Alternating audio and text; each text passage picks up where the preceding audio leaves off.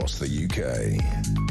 On DAB+, on your smart speaker, on your smart TV, and on your side.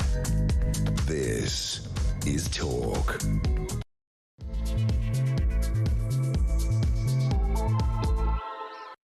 There you are. Good evening and welcome to the Political Asylum right here on Talk. Stand by for 3 thrilling hours of news, views, topical debate and a whole lot of crying.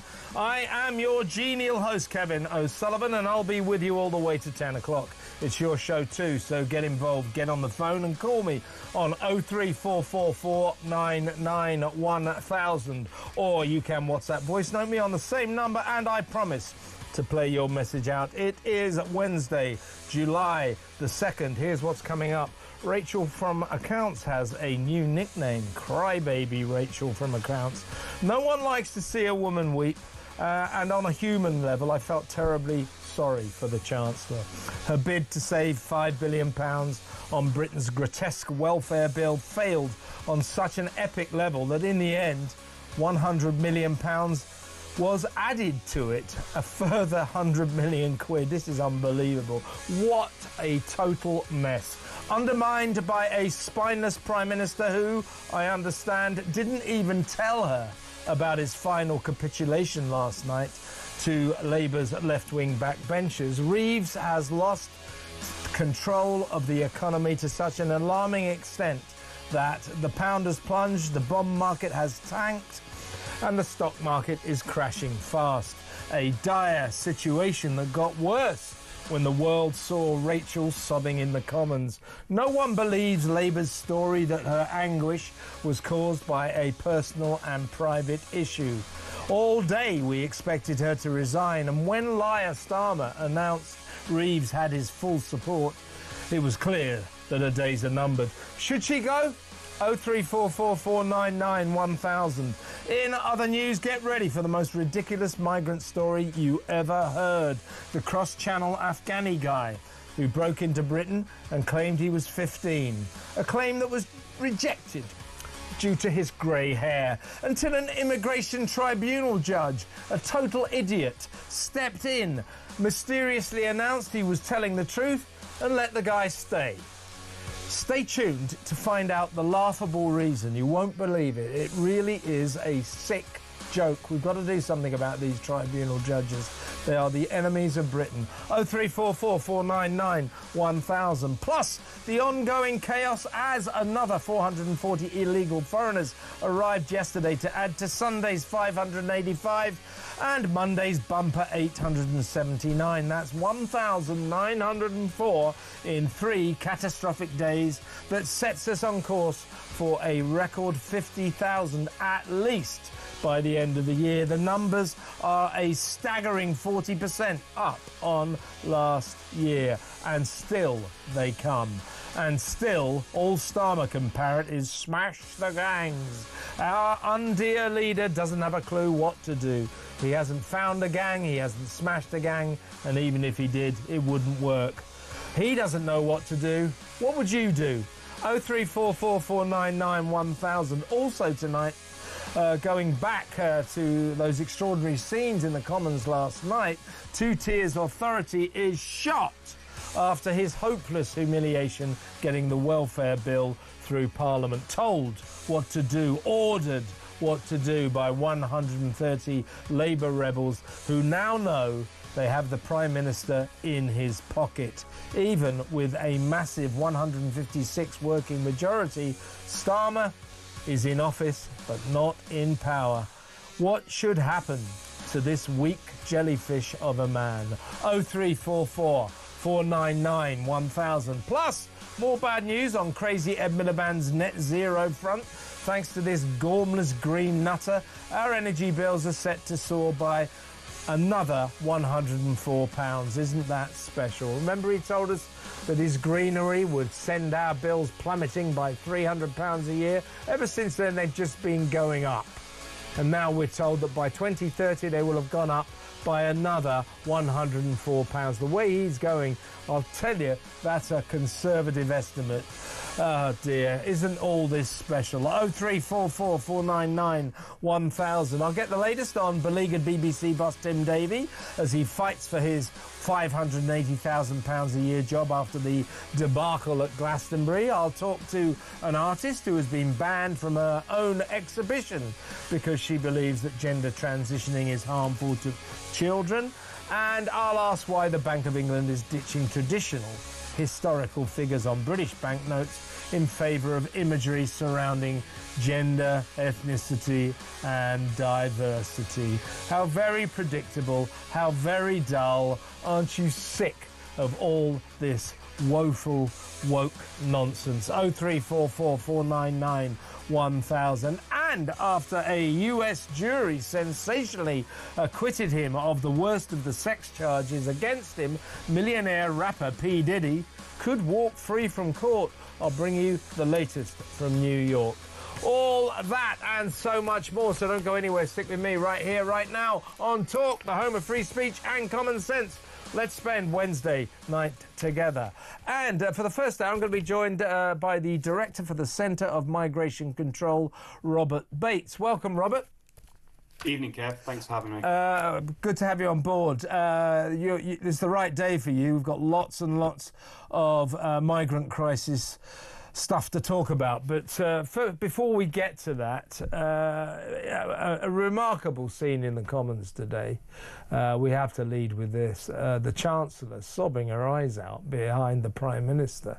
Now, Labour said, oh, it's a personal issue, private matter that we won't be telling you about.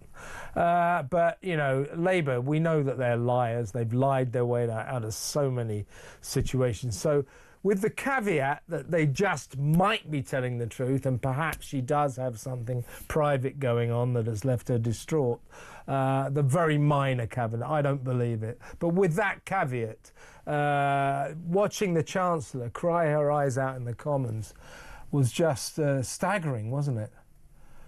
I think it's one of those images that we see from time to time in British politics that really capture in a moment really how things are going for the governing party. We saw, I think, the most recent example that is perhaps of a similar scale is Rishi Sunak's general election announcement in the pouring rain. There's a sort of symbolism to it, a potent symbolism. I agree with you. I really doubt that she does have these personal issues, and if she did, she should not have been in the Commons anyway, if there was a risk of it resulting in something like this. There are, of course, then also the rumours that she had a bit of an argument with Lindsay Hoyle, something that's been rumbling on for a couple of days. And, you know, I'm personally of the view that I think Lindsay Hoyle probably is a bit of a loudmouth and someone that likes to throw his weight around probably a bit too much like his predecessor Bercow as well. But this is an individual that, you know, is very rough-handed with MPs and sort of very high on his own self-importance. But I think the real symbolism of this is a chancellor that has been very publicly defenestrated. This is a chancellor that has had one of her flagship policies completely pulled out from beneath her feet with just a few minutes before the vote by a prime minister who frankly doesn't have a belief to throw a pin at and is making it up as he goes along with U-turn after U-turn. So, you know, historic events in the Commons, something I've never seen before, and something that I think will be a millstone around the Labour Party's neck now for the foreseeable future.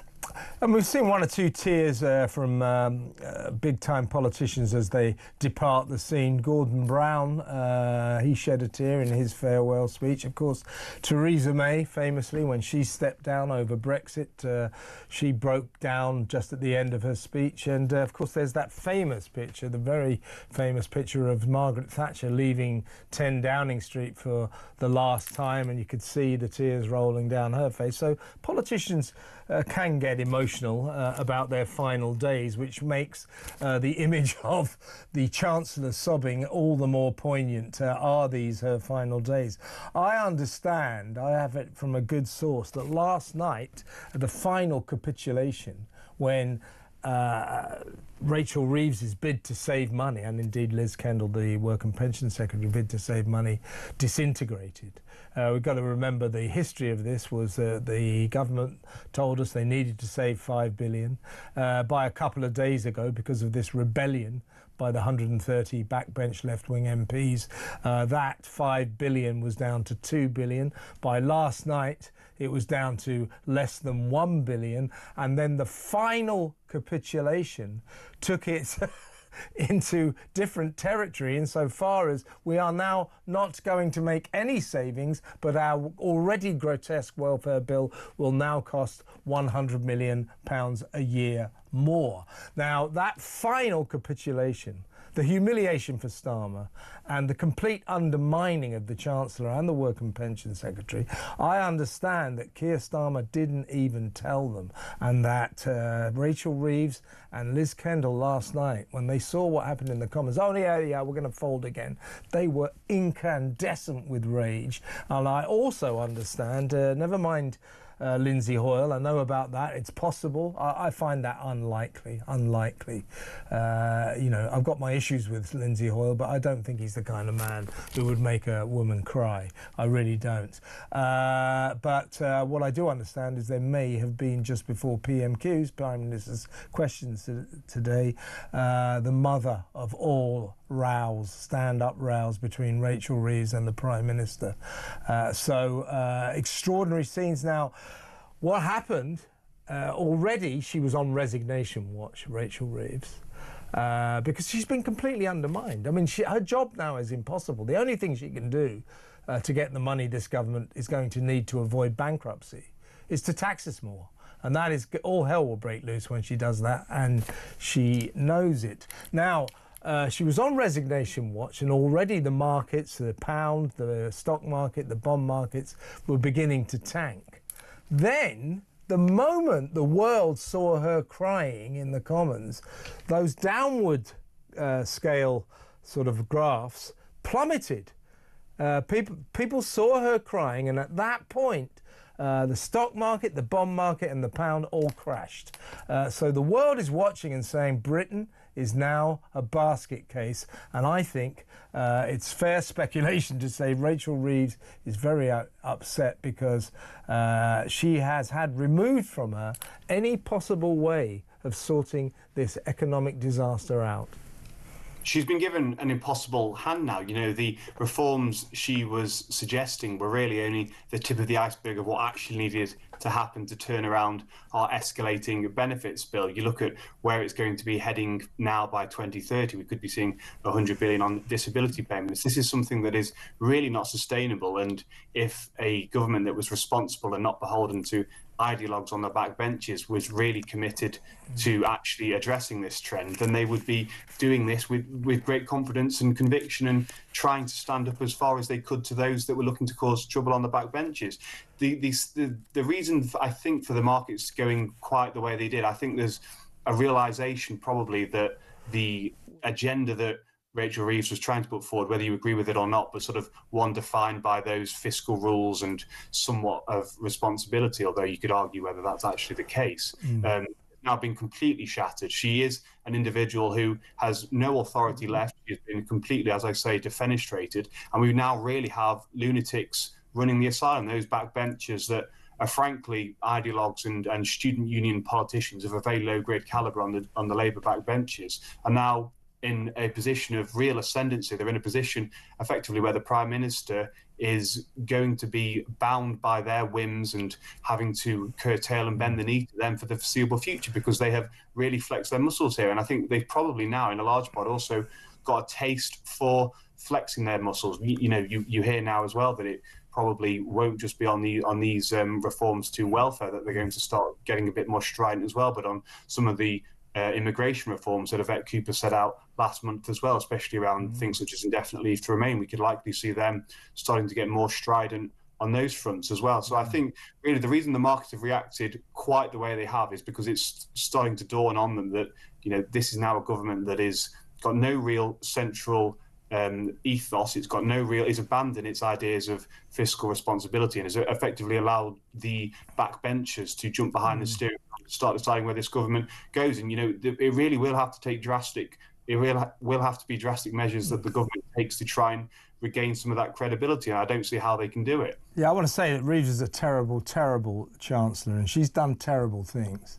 Well, yeah, let's not forget the farmer. Yeah, the winter fuel allowance, you know, that was just cruel and ruthless. So, you know, I don't shed any tear for her professional demise, as it were, but I'm a bloke, and if I see a woman cry, it sort of destroys my tough guy act.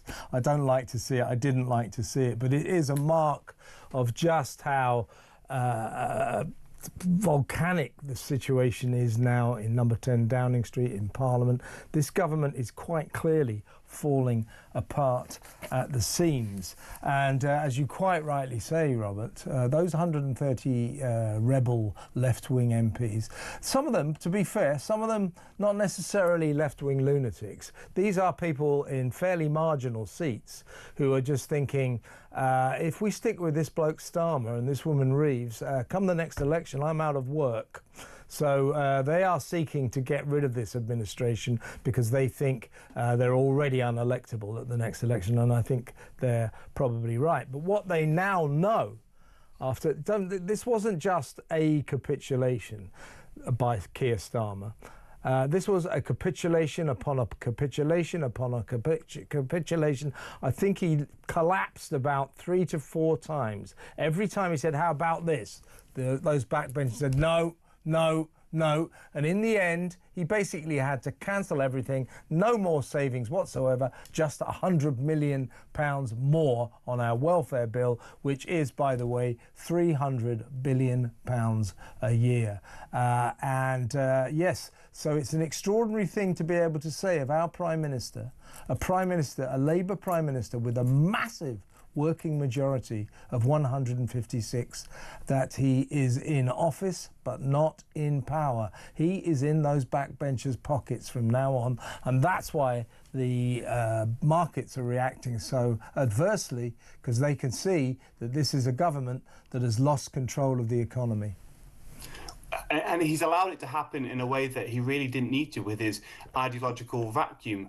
I think one U-turn maybe in the first couple of years of a governing party is somewhat acceptable or could just about pass off. But when you see the series of U-turns that we have seen from Keir Starmer in his first 12 months, you start to realise that this is a man really actually without a guiding set of principles. And this is a man who has effectively already surrendered control. Whether he's realised that or not, it remains seen. But you think about even Theresa May when she was dealing with that minority government, and you think about Boris Johnson as well. There was a bit more of at least strength and an attempt to not let those backbenchers steal the steering wheel and take control of the agenda of the government. This is what Keir Starmer has allowed to happen in a very public and a very high-profile manner, in a manner that will be talked about for many months now, because this was, of course, one of the big principles of his government was restoring a bit of economic responsibility. They were, of course, pointing at Liz Truss for the first 12 months, saying, you know, we are bringing a bit of stability after the chaos that the Tories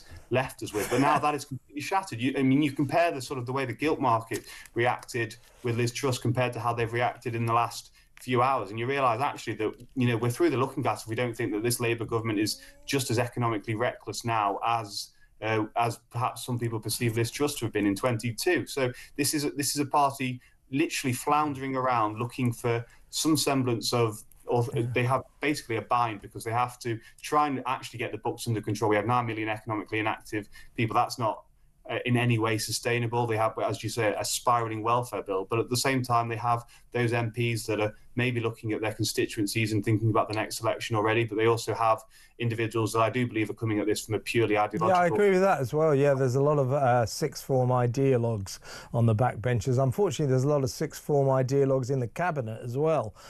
So this is an ideological government that has collided with reality, and the collision has resulted in a very, very nasty accident. And when Labour today said, oh, well, you know, she wasn't crying about her job, or it was a personal issue and all this sort of thing, because of the way Labour and Keir Starmer have handled every single one of their crises, which is to turn round to us and tell us a lie.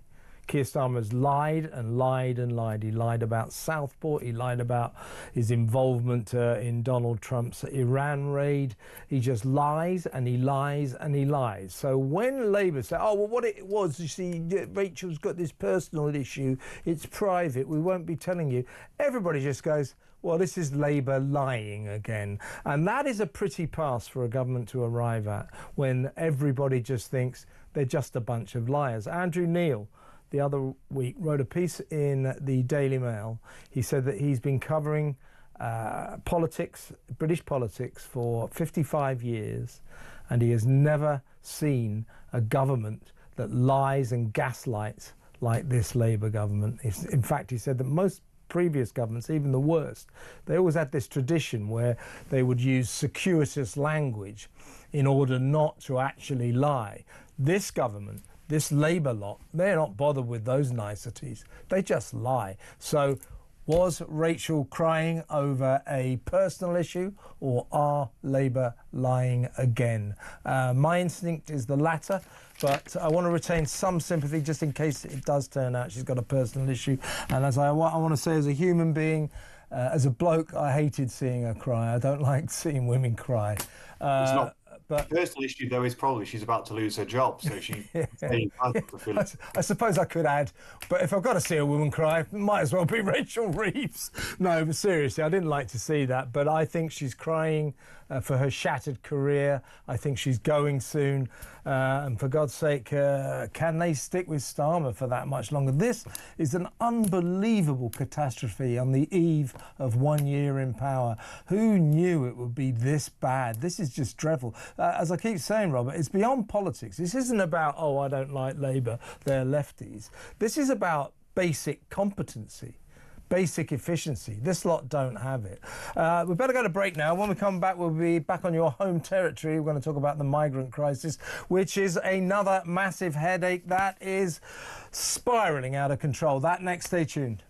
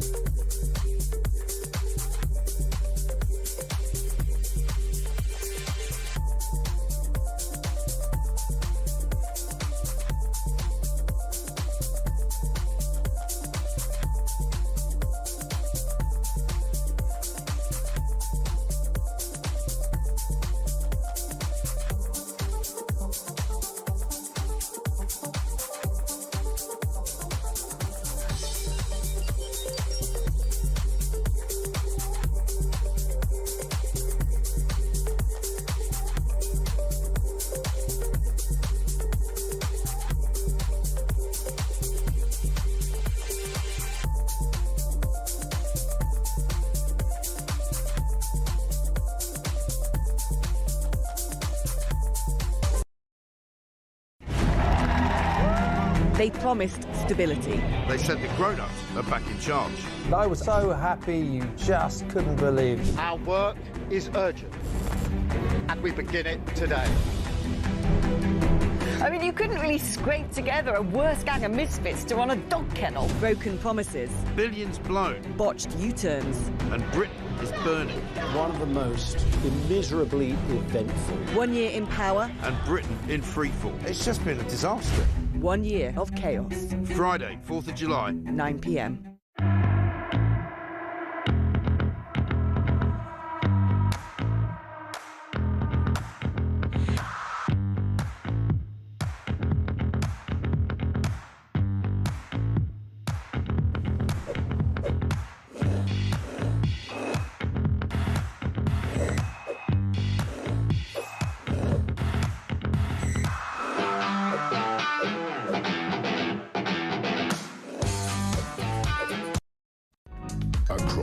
UK.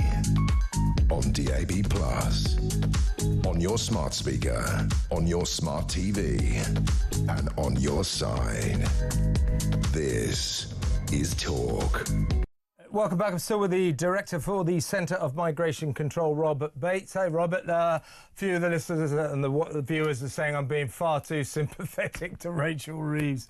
But, you know, it is a thing, isn't it? Blokes hate seeing women cry. So I'm going to caveat, as I said, if I have to see a woman cry, Rachel Reeves is as good as any. You know, I don't like Rachel Reeves. I think she's done some cruel and ruthless things. I think she's an absolutely hopeless chancellor and an apologist for an appalling government.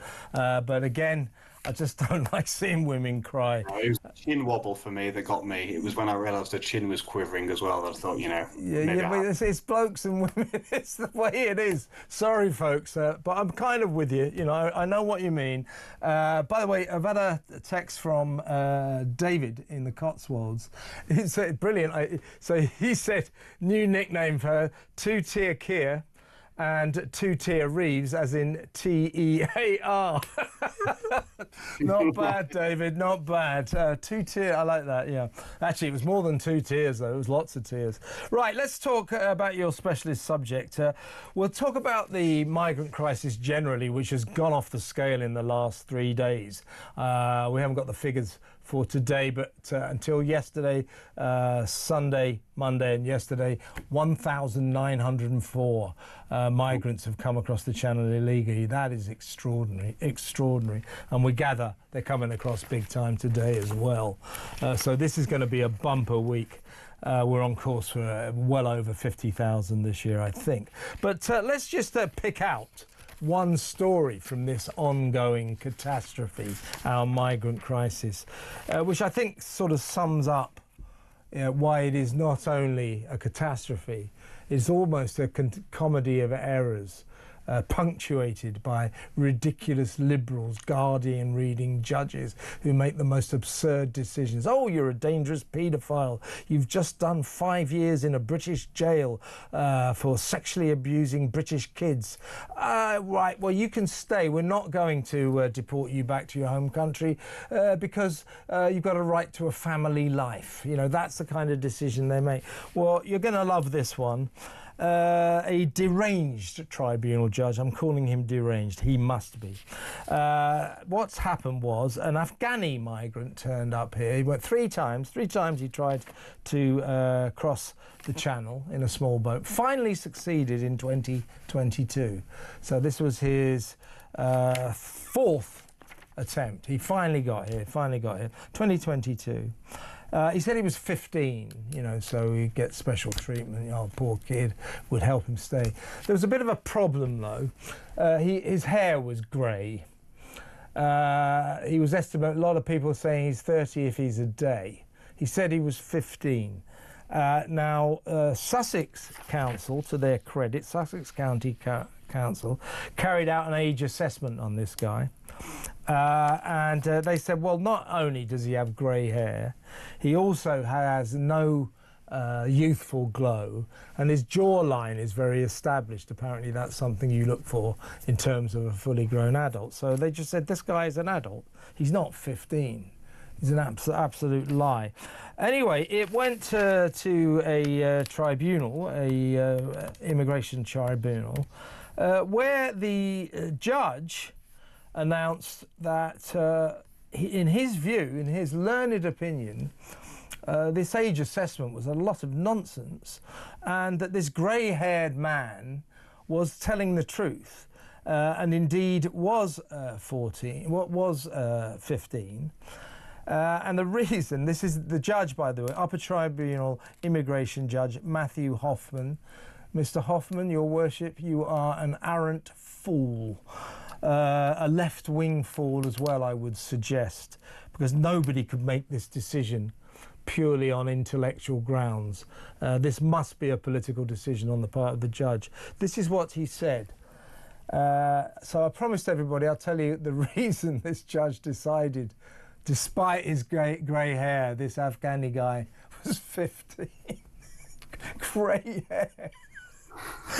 So The immigration judge, Matthew Hoffman, ruled, these are his words, little weight can be attached to the fact he has some grey hairs on the side of his head. He went on to say, the grey hair may have been due to the stress caused to him on his journey to the UK, and that other possible explanations include vitamin deficiency and genetics. We also attach little weight to the evidence that he was shaving before he came to the UK. We find it more likely that he was telling the truth when he arrived in the UK. Grey-haired man, I'm 15, Sussex County Council has gone, no, you're not, you got grey hair. This tribunal judge, Matthew Hoffman, said, yeah, well, he is 15, he clearly is, but he's gone grey due to the stress of his journey getting to Britain. I mean, stop the world, I want to get off. This is just Alice in Wonderland claptrap, isn't it? It's embarrassing, and there's two words that could very easily solve this kind of ridiculous situation, which is dental records. We should be doing dental record checks on any individual who claims that they are a child, and there's a lot of individuals who are actually now coming into the UK on small boats and claiming that they are children because they know they get given that favourable preference that we've seen administered by Hoffman here. I mean, the conversation surrounding this individual case is absolutely ridiculous. We have Hoffman effectively inventing background stories for this chap and doing all he can to advocate for the grey hair. You know, he had a tough paper round, or he hasn't quite had his vitamin B tablets in the morning. It's an absolute joke. And he's 15!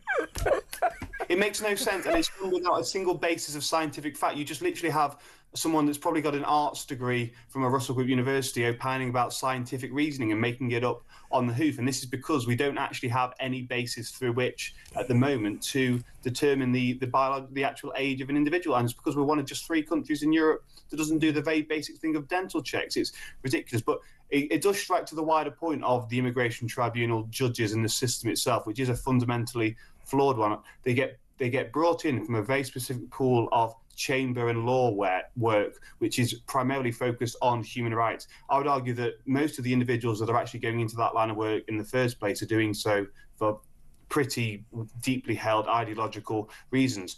There was a case 2 days ago of an Albanian that we couldn't deport despite having 50 convictions because none of them were that serious. I don't know if that's the logic. But the judge behind that, the judge that delivered that verdict, was one of the barristers who fought and ultimately stopped the Conservative government's Rwanda scheme. She was an activist lawyer that represented one of the claimants in that case, and she has now been elevated to the position of effectively deciding Britain's border policies. It's a system that's got way out of control. It's not, you think of courts, you think, oh, well, they've been the safeguard of English liberty since the dawn of time. This immigration tribunal system is not something that's from the mists of time. This is something that was created in the 1990s and is effectively a Blairite way of administrating justice on our borders. It has to be completely scrapped. And the way it used to operate, which was that you'd have Home Office, democratically elected individuals making the decision, or if we're not going to go down that route, then we should actually be bringing in a bit of the common sense of the British public and start having their voices heard on whether, I think 99% of the British public would look at a bloke with grey hair and think, nah, this ain't a kid, I ain't having it. But yet somehow we have the 1% that are prepared to fall for these lies actually making the decisions. It is a joke. Yeah, exactly right. I mean, these are the same people who came up with that amazing excuse to let an Albanian jailbird stay. You remember, how can we forget? He said, well, if I go back to Albania, my kid really likes British chicken nuggets and doesn't like Albanian chicken nuggets. So the judge said, well, fair enough. We cannot subject your son, your poor little 10-year-old son, to the horrors of Albanian chicken nuggets, and so on and so forth. There was one last week that really caught my eye. It was a guy from Sri Lanka. And he was allowed to stay, or his initial appeal succeeded, on the basis that he'd been ordered to be deported to Sri Lanka, but he really, really didn't want to go. And that was the reason for it. We are through the looking glass, as you say. I mean, but at the same time, there are very worrying precedents being set here. There was another one, a Jamaican who had committed rape in this country, couldn't be removed because he wouldn't be given witness protection in Jamaica. So again, we are concerning the rights and elevating the rights of foreign criminals over the rights and safety of the British public. And it's a very worrying trend. And Charles Hyams at the Telegraph has been doing a wonderful drumbeat of these stories, because I think it could probably be going on for the next decade, one a day, with the level of sheer insanity. Yeah.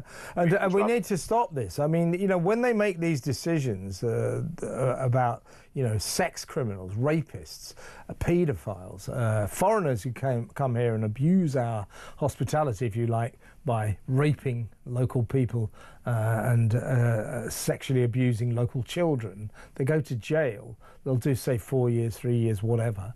And when they come out, they claim their right to a family life, or that they'll be persecuted back in their home country. And these tribunal judges nearly always say, yeah, fine, you can stay. Well, what they're doing with that decision is endangering British children, endangering British women. This is enemy of the state stuff, if you ask me. It's really, really serious, and something needs to be done, and it needs to be done fast. When we come back, we'll widen the scope of our focus on the migrant crisis, Robert, and just deal with the catastrophic events of the last 3 days and the big picture, which is getting worse and worse and worse. That next. Stay tuned.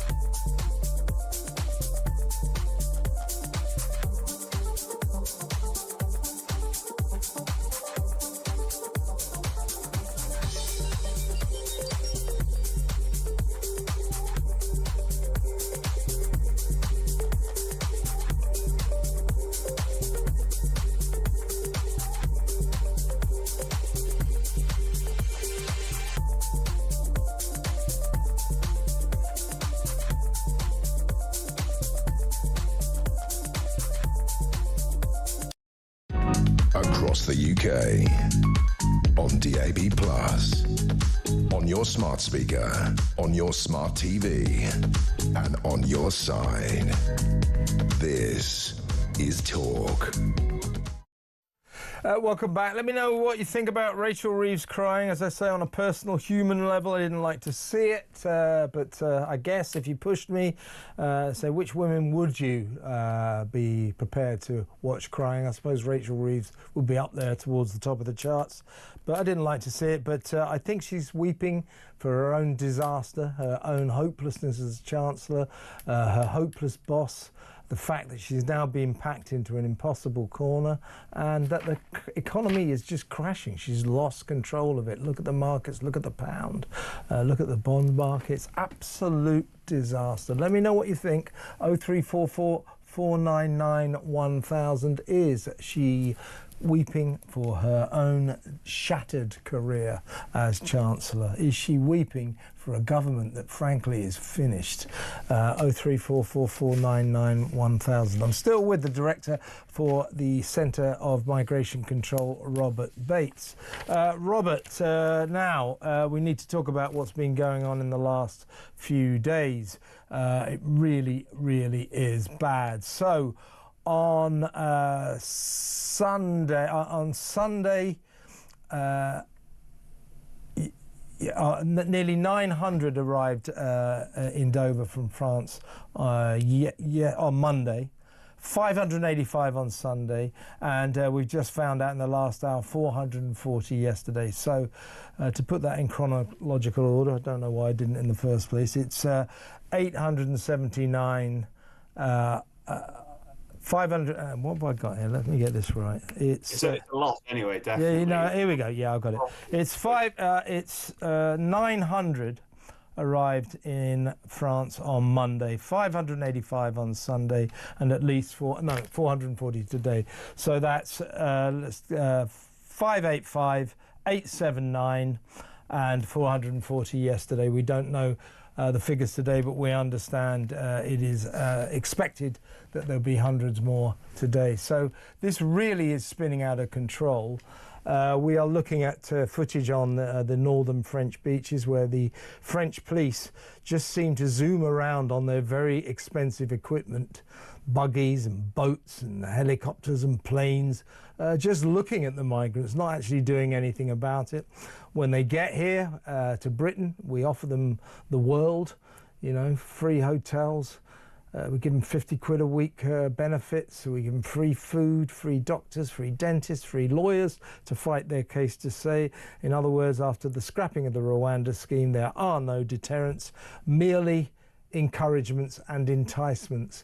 The government has no plan whatsoever to deal with this apart from continuing with that nonsensical parroting of smash the gangs, smash the gangs. Well, they haven't smashed the gangs. They haven't found any gangs. It is now obvious that the smash the gangs strategy is a sick joke. It's not going to work.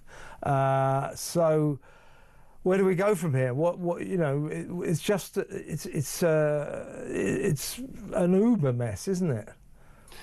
Yeah, well, the problem with the Smash the Gangs agenda was, what does it actually mean? What does a smashed gang look like? At least with Rishi Sunak, we knew what stop the boats would actually entail. It would mean we wouldn't have pictures as we've just seen every single day being on the front pages of newspapers, which is a sickening sight that I think most of the British public are fed up to the back teeth of having to see. I think that Keir Starmer has been in a bit of a pickle. He's not quite known where to go with his gang plan not working. It seems like he's staggered onto this idea of intimate cooperation with the French and a kind of one in, one out scheme, which I think when he announced it and Yvette Cooper kind of started talking about it and trailing it in the media, they thought it would really win over people and it would seem responsible and as if they were putting in place proper measures, international collaboration, aren't we serious statesmen? But in reality, what it will make us is the doormat of Europe. We know for a fact that actually what will happen is it won't be exactly one in, one out, and even if it was, that would still mean that the numbers of individuals coming here and claiming asylum would be far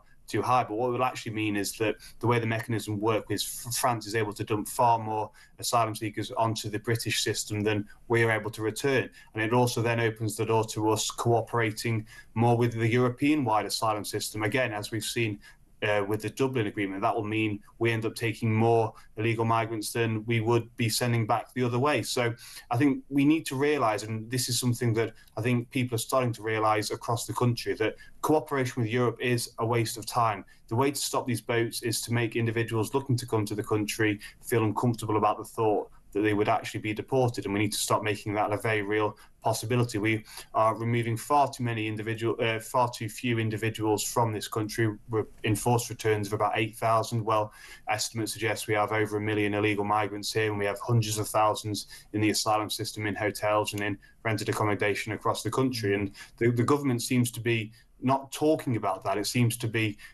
stuck in this kind of administrative rut of extending legal aid and having these negotiations, these conversations with the French, but none of that is changing anything. You have to be big picture, and unfortunately, Keir Starmer, when it comes to this issue, has been stuck too far in the minutiae. He's been getting excited about dinghies in warehouses in Germany being confiscated. Well, that doesn't really cut it when we're seeing up to 20,000 have crossed so far. We'll probably hit 50,000 this year. Those that have come across so far since January will be costing us £1 billion this year alone. The asylum system heading towards 7 billion a year. This is something that the British taxpayer should not be having to pay for. It's a simple mismanagement of politicians. And, I think when we were talking earlier about kind of bringing a bit of fiscal responsibility to the government, a good place to start would be to realise that the asylum system could really be doing with an absolute overhaul, and those individuals waiting for their cases to be heard that have come on small boats should never have the right to even be going through our processes. I'm just trying to work out how much there's 1,904 migrants in the last 3 days. I'm trying to work out exactly. It's 1, 2, 3, 4, 5. It's like I think I'm right in saying it's about £76 million that's going to cost us in the next year to pay for these people. So that's £40,000 each. Yeah, it's about £40,000. Yeah, so £76 million. That's how much the migrants who have come across in the last 3 days are going to cost us over the next year. That's just in 3 days. The costs involved are off the scale. And talking of disastrous policies, it's interesting when they started saying, oh, well, we're going to do a sort of swap. We'll give France our illegal migrants and we'll take their legal migrants. Seemed a bit strange to me, not an even swap, really. But all of a sudden, Britain seemed to be capable of taking a migrant who was here illegally and saying, right, we're deporting you back to France. All of a sudden, what they've been telling us for 10, 15 years now, they can do. They can send someone back. I mean, I don't think that scheme's going to work. But all we've ever said is, why don't you just send them straight back? Oh, we can't do that. Well, suddenly, they do a deal with France where it seems that they can. That scheme is not going to work, but it's interesting that this impossibility of sending migrants back whence they came to France suddenly became a possibility. And the other thing about that one-in, one-out deal was it proves that the government, that Starmer and Calamity Cooper, the Home Secretary, the hopeless Home Secretary, have realised smashing the gangs isn't working. We need another tactic, right? Well, exactly. It was a last-ditch lurch because they're still trying to couch it in those humanitarian and responsible and procedural terms. But the point you make about, suddenly we've realised that actually individuals can be returned is a very good one. And of course, we've also seen it in other elements of this crisis. We're constantly told that British vessels can't enter French waters to return these boats back to France. But we have seen instances when there have been certain events take place and boats have maybe fell into a bit of trouble. British vessels have been called into French waters and able to take those boats back to France as well. So the whole thing is dressed up in a kind of facade, and they try and present it as an incredibly complicated situation that the British public just simply wouldn't understand. So we're not going to bore you with it. Instead, we're going to give you 3-word sound bites and hope that you'll believe that we're actually going to deliver on them. But you were talking about broken promises earlier by the Labour government. They also were trying to assure us that hotels would the use of hotels would be over by the end of the Parliament as well. Well, we know for a fact the Chief Inspector of Borders has come out and said that just simply won't happen. And when you look at the numbers that are coming over and you realise that the actual accommodation, the rented accommodation that the government has rented out has reached its capacity or is close to reaching its capacity, we will have to start looking to reopen hotels. We are already seeing hotels being reopened across the country. No one seems to be talking about it, but hotels in places such as Crewe are actually, having been shut a year or so ago, are being reopened quietly without the public being told, and dozens of men from unknown backgrounds and with unknown records being reintroduced into the community. So this is a government, especially when it comes to the migration crisis, that has the primary currency of lies, and it's very, very capable of trading in them. Well, and we're 40% up in terms of migrants coming across the Channel illegally, and these are illegal crossings. They arrive here illegally. 73% of them. Got new figures yesterday, actually. 73.1% of them are young men, of military age, working age, between the age of about 16 and 34. They arrive here with no documents. They chuck them into the English Channel. That's against the law. So these people are illegal, and yet we let them stay. And it looks as if, although we've been saying for a long time the numbers are about 40% up on last year, apparently they're now creeping up to being 50% up on last year. So this is literally spiralling out of control, and we have a government in yet another crisis. They've got so many crises, and they have no answer to it. They have no answer whatsoever. It's extremely worrying. I'll tell you another thing that's very worrying. Is Crazy Ed Miliband and his net zero nuttiness. We're going to talk about that next, so stay tuned, folks.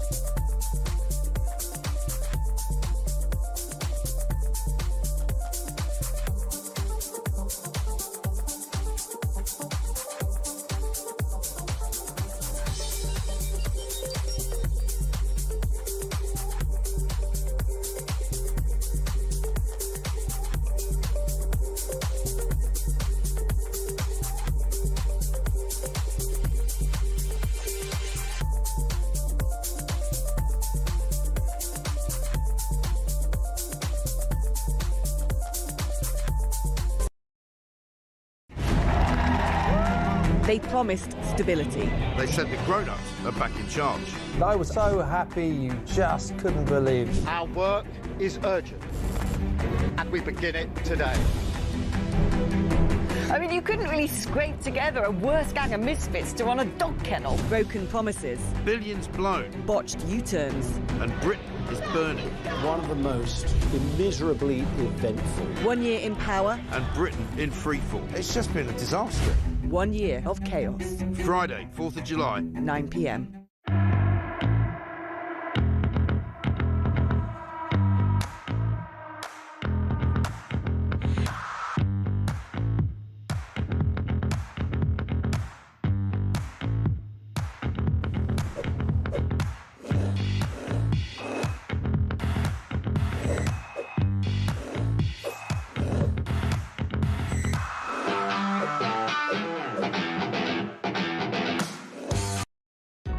Across the UK, on DAB+, on your smart speaker, on your smart TV, and on your side. This is Talk.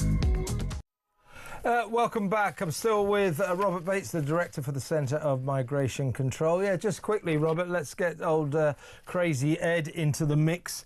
Remember when Labour came in? Was it only a year ago? Oh, my God, it seems like 100 years, doesn't it? He said that his green claptrap would result in us all saving £300 a year on our energy bills. Well, they've been going up ever since, we know that. Now, Ofgem have given the green light to plough £24 billion into more of Ed's harebrained schemes. You know, all of his windmills and his solar farms and carbon capture and electricity infrastructure and all this kind of nonsense. And that will apparently add and slap an extra £104 onto household energy bills by 2030. The way he's going, that will be a conservative estimate. So this greenery that's going to save us all this money is doing exactly the opposite. His policies, his net zero policies, are incoherent. They don't make sense. And he is tanking our economy, maybe even worse than Chancellor Reeves. And that's the heart of the net zero sham, that we have been being sold. These vague promises of things eventually working themselves out and the British public suddenly finding themselves in the land of milk and honey and overwhelmed with prosperity as a result of net zero. It doesn't work like that. You know, they're relying on these potential technological advancements that aren't here yet, but they have a hunch might eventually emerge. And the reason why these bills are going to go up is because we have to, if we're going down this crazy net zero route, we have to invest and increase grid capacity. And the only reason we have to do that is because the fundamental problem and the crisis really that is caused by renewables is we can't control when the wind blows. We can't control when these surges of energy actually take place, and we have no way to then store that energy that is produced. And what you then see is these are moments when the grid is overwhelmed with more production than it can actually cope with. And we're told that, you know, eventually producing this more enlarged grid will save us money compared to not enlarging it. But really the actual situation to avoid those costs at all would be to actually recognise that, you know, we've got decades worth of shale gas under our feet. We've got North Sea oil and gas, and we have the ability to actually become a very self-sufficient nation when it comes to energy production, rather than continuing to rely, as we will need gas and oil for the next 20 or 30 years, rely on imports from countries, some of them from not particularly stable regimes, and some of them actually, when you look at, for instance, liquid nitrified gas as well, is worse for the environment because it has to be turned into it. It then has to be regasified as well. So it's a crazy agenda that I think is now just being done almost out of a kind of vindictiveness and a kind of, well, I've put my sort of flag. Digging his heels in, and Reform's proposal to just get rid of all net zero claptrap becomes more attractive by the day. Taxpayers are going to foot the bill for 80 different Ed Miliband projects, including the boosting of, as you suggest, Robert, power lines, cables and green tech. But this is against the backdrop of his epic hypocrisy. In November, he will take a delegation of British delegates, probably about 400, maybe 500 Brits will fly all the way to Brazil to attend the climate change conference COP30. At COP30, they've destroyed miles and miles of the rainforest in order to build a special road, so all the delegates, as they come in on their private jets, can get into their gas-guzzling, chauffeur-driven limos and be driven to the conference centre. So all of that is going to cause untold damage to the environment. And so hypocritical is Ed Miliband that he just sent a civil servant ahead on a scouting party to scope out the local hotels, so that they can have a nice place to stay there. This is what infuriates people. Ed Miliband is the essence of what's wrong with these green warriors, these virtue-signalling green halo polishers. It's basically, do as I say, not as I do. I think the government is heading for big trouble on net zero, just as it already is on the economy and the migrant crisis. Robert, fantastic to talk to you. Thank you so much. That's Robert Bates, Director for the Centre of Migration Control. Next up, we're going to be talking to Anne Widdecombe, the redoubtable Anne Widdecombe, about all that's going on right now. You don't want to miss that. Stay tuned.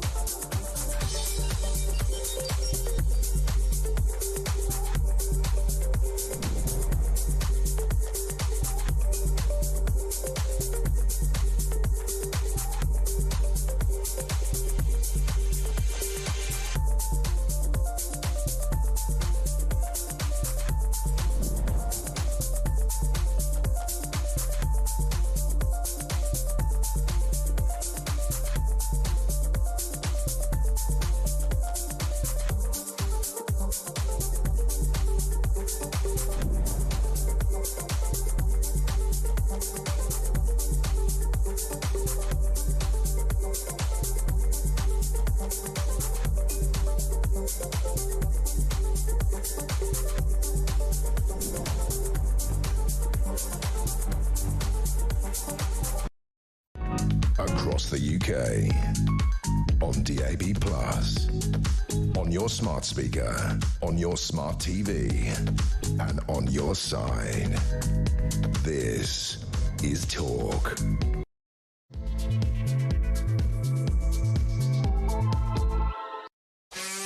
Welcome back for the next engrossing, compelling 30 minutes. I'm going to be joined by former MEP, former Tory grandee, of course, member of the government, and now a Reform UK spokesperson, Anne Widdecombe. I want to take your calls in a little while. You know the number, 03444991000. But let's get straight to business, and a very warm welcome back to the show. It's been too long. To Anne Widdecombe. Hi, Anne. Hello. Hi. Good to be back. Yeah, good to have you on board. Now, I don't want to dwell too much in what's been going on in Parliament for the last couple of days, because we've just covered that extensively. But I must get your comment or your thoughts on what we saw today. The Chancellor in floods of tears behind the Prime Minister. It was a very uncomfortable sight, and of course a lot of people speculating, and that's because she has had the 24 hours from hell. Yesterday the government's authority was shot. They went from trying to save £5 billion on our grotesque £300 billion a year benefits bill to actually capitulating so much to their left-wing rebel backbenchers that they ended up adding 100 million to our benefits bill. Now, the Chancellor has clearly been massively undermined by this. I'm told the word in Westminster was that the final capitulation last night she was not even told of. And that she's extremely upset today. You can see that she's lost control of the economy. The markets are tanking, the pound's tanking, the bond market, the stock market.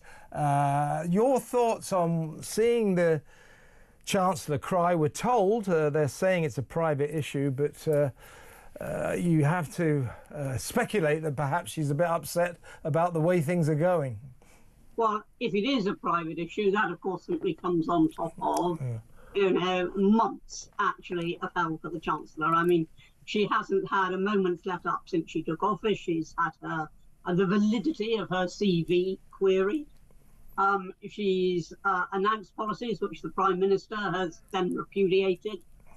This whole big flagship bill has turned into a farce of significant proportions, and as you say, we've heard about it to saturation point. And I imagine that the pressure, just all of it building up, particularly if there is something personal coming on top of it, just became too much for her. Yeah, as I keep saying, and I'm a bloke, I can't stand to see a woman cry, but a remarkable sight in the House of Commons. Not a happy one. Very unusual indeed. Yeah. I can't imagine you doing it in your heyday, but right. I'm pleased to say I didn't, but then I maybe didn't have the strains that she's been under. I mean, I would be very, very careful before condemning somebody for just finally giving way in the Commons. Yeah, no, I wouldn't criticise her if she's upset for either professional or private reasons. But what I want to get you on, Anne, if you don't mind, is the ongoing scandal, if you like, engulfing the BBC director Tim Davie. He is, we're told now, literally fighting for his job after the debacle of Glastonbury. Now, this band, Bob Villain, we know what they shouted, death, death to the IDF, arguably a call to racial violence, racial hatred. They are being investigated by the Somerset and Avon police. But the point for the BBC is this: they cover Glastonbury obsessively, 24/7, hundreds and hundreds of hours, every second lovingly broadcast to an unsuspecting public. But Tim Davie, the Director General, on Sunday it was, he was there, he was on the site. Now, what the BBC clearly should have done, and they've admitted this, is the moment that Bob Villain shouted death, death to the IDF, they should have just taken him off air. Instead, they left him on live for 40 minutes. I say him, it's actually a band, it's a duo, left them on for 40 minutes. And they did take it down from the iPlayer. Apparently, Tim Davie was consulted on site, and sort of approved of this option, which was to let the band play for 40 minutes, but don't put them onto the iPlayer so that people could watch them whenever they wanted. Either way, mistakes were made. BBC are saying that they regret this decision. They should have taken them off air. Tim Davies in it up to here. And after his shambolic handling of the sagas involving Gary Lineker and Hugh Edwards, I mean, this guy is turning into the Beebs bungler-in-chief. Do you think this time he may have to go? I think it's possible. First of all, what we heard was, without doubt, anti-Semitism. Now, there is a very thin and fuzzy line between criticising the Israeli government and allegations of anti-Semitism. There is no line at all once they start calling for the death of Israeli soldiers.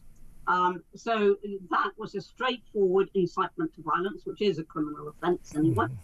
And I do not really understand. I mean, I can understand if it went on for a few minutes, you know, it's live, everybody's taken by surprise, not quite sure what to do.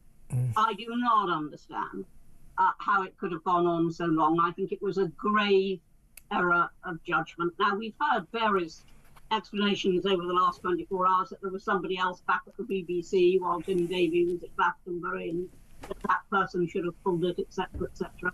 But it seems to me that whichever way you look at it, you know, Tim is now in a very, very vulnerable position, and rightly so.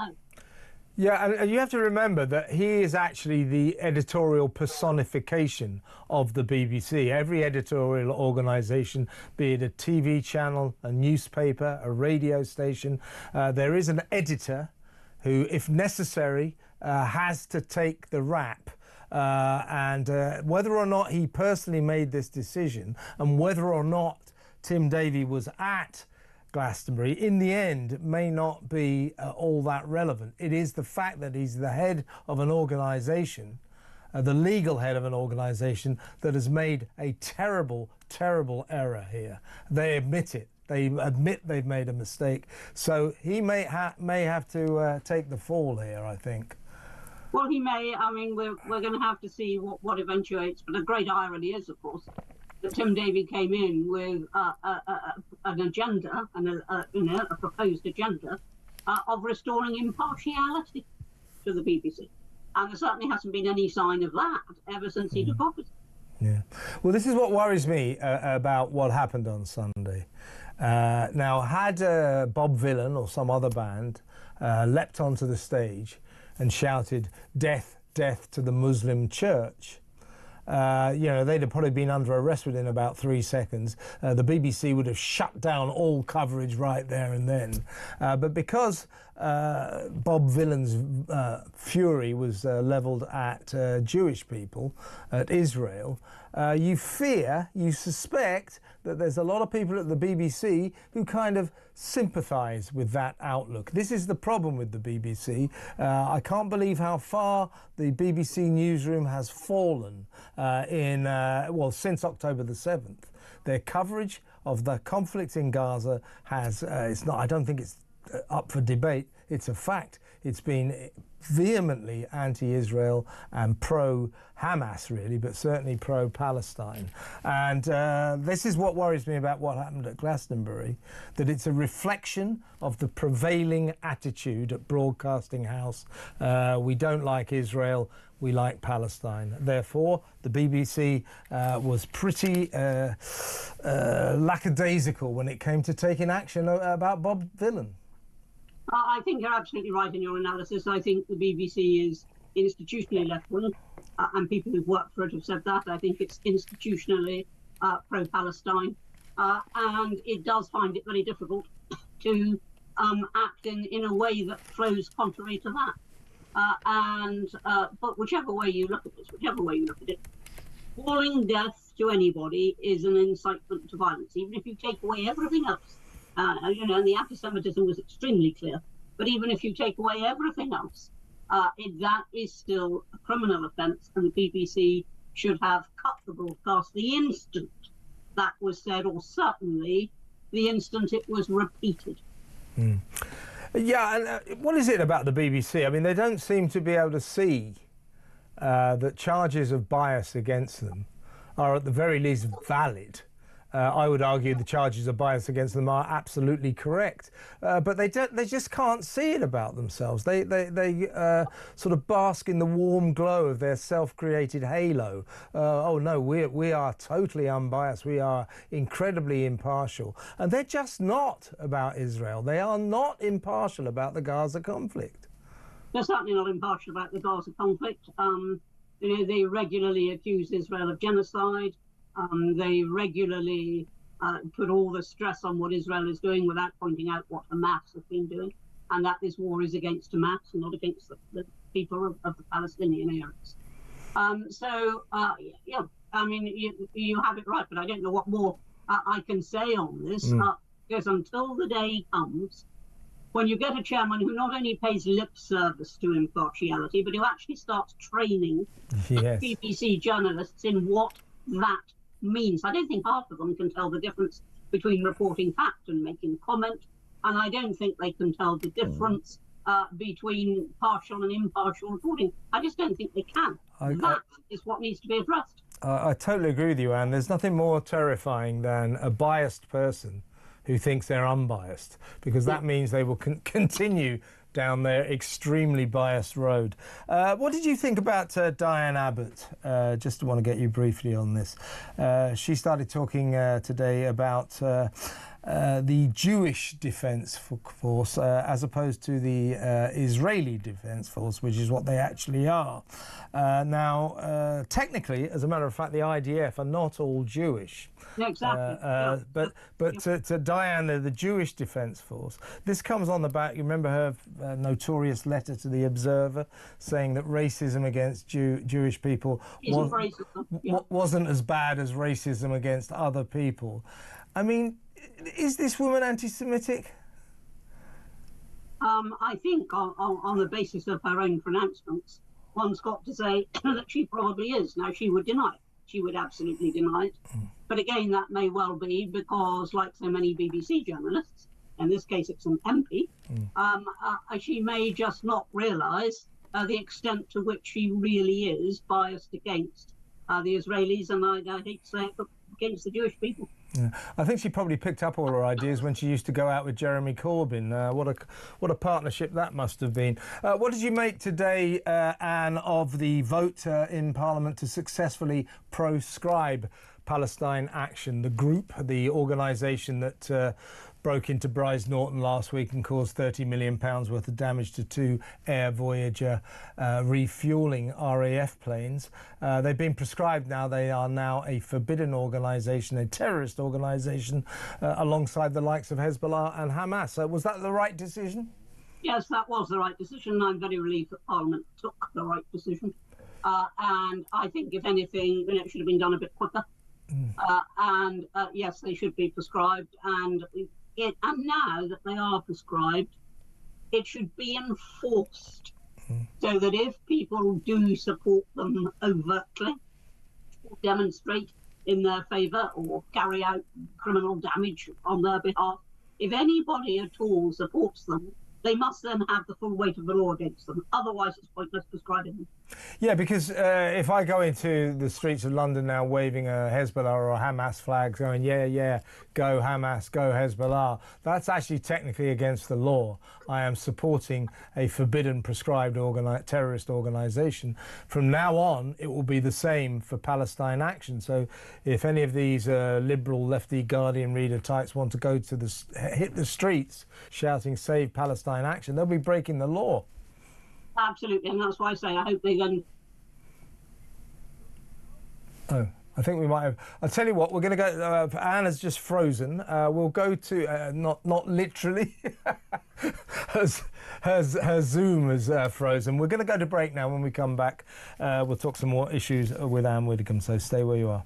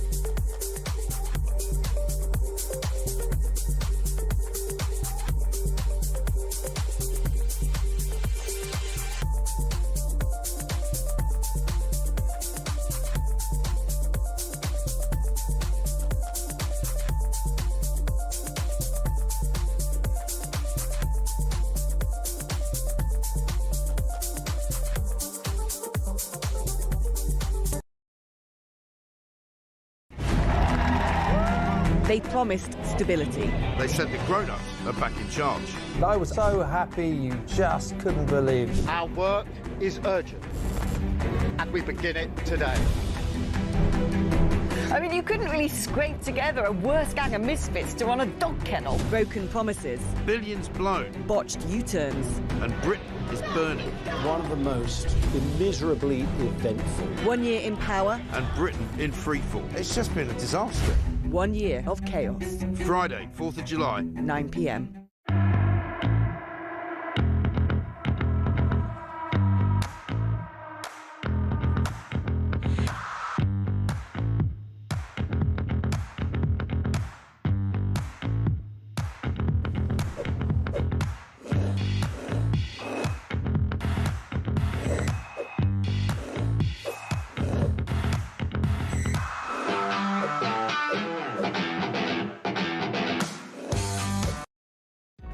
Across the UK, on DAB+, on your smart speaker, on your smart TV, and on your side. This is Talk. Welcome back. I'm still with Reform UK spokesperson Anne Widdicombe. Welcome back, Anne.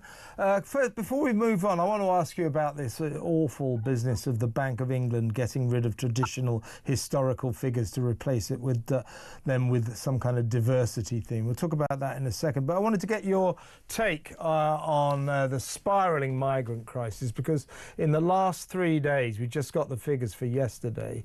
So since Sunday, 1,904 have come across the channel. More and more, we're seeing these farcical scenes on the French beaches where the gendarmes are now kind of consumed by extremely expensive equipment.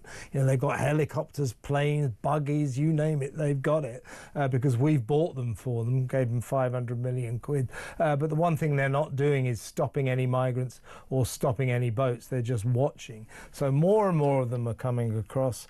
The smash the gang strategy is now a sick joke.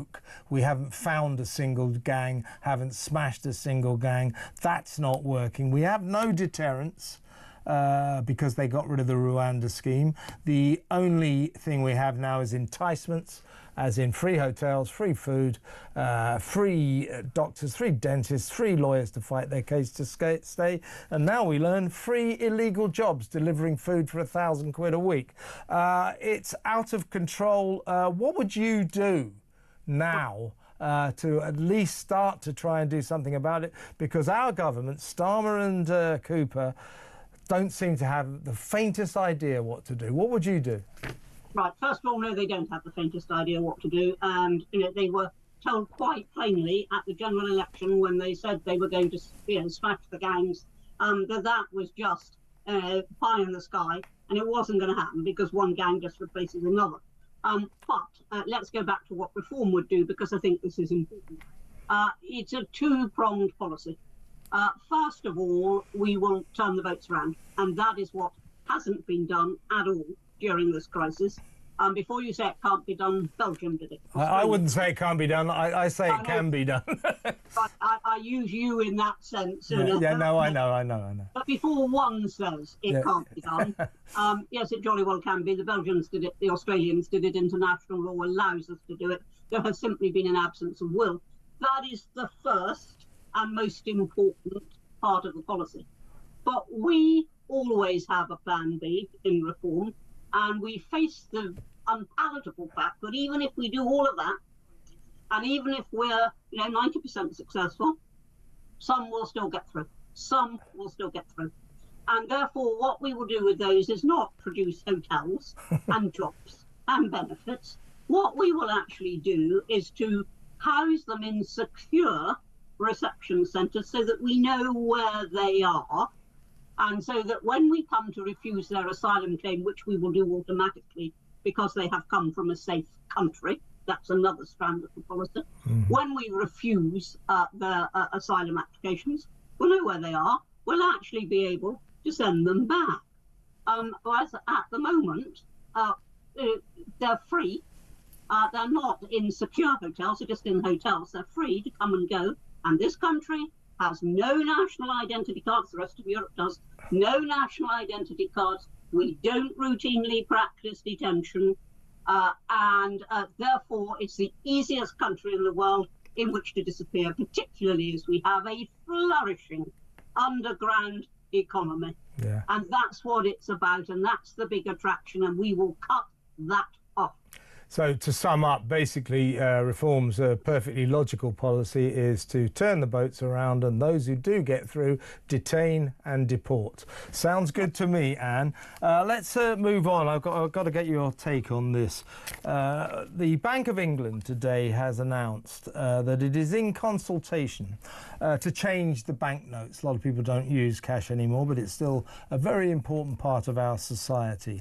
The significant characters adorning our banknotes now are Sir Winston Churchill, Jane Austen, the artist Turner, codebreaker Alan Turing, and so on and so forth. These, according to this consultation, could all be ditched in favour of imagery that encompasses issues such as gender, ethnicity, disability, and diversity.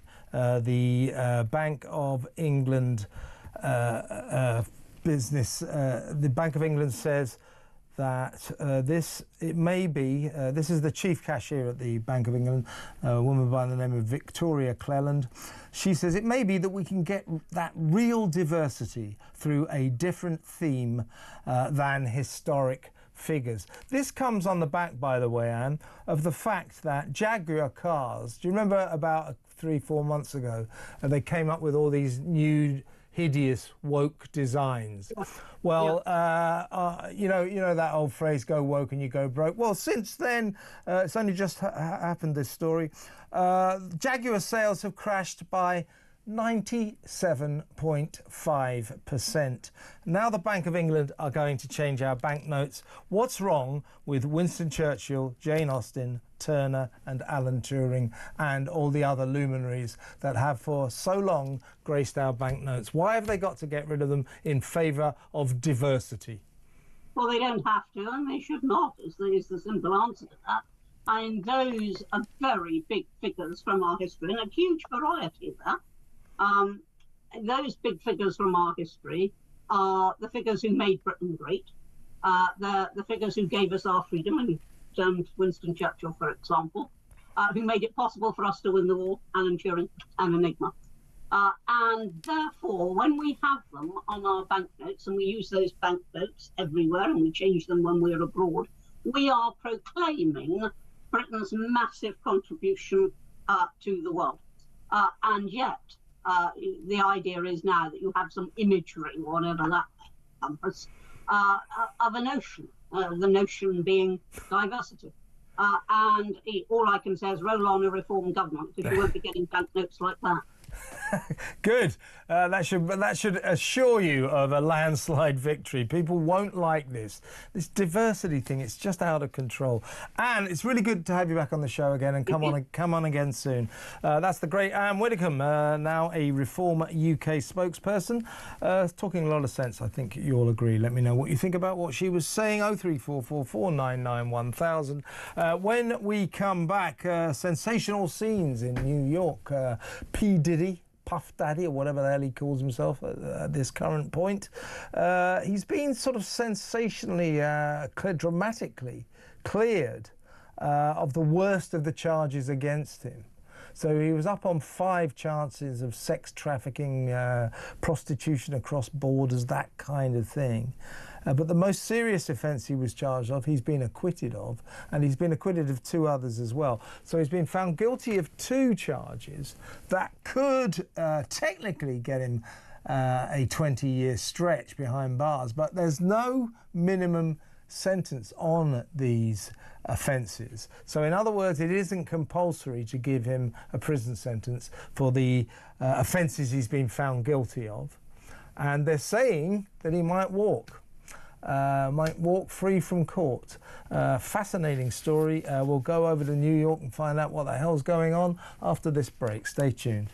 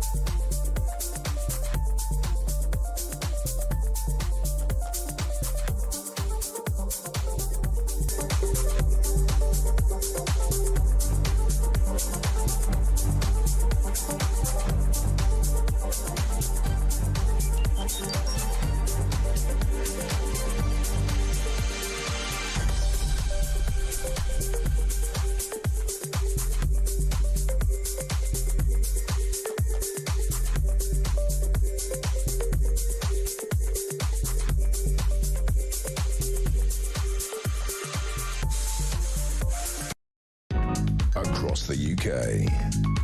On DAB+, on your smart speaker, on your smart TV, and on your side. This is Talk.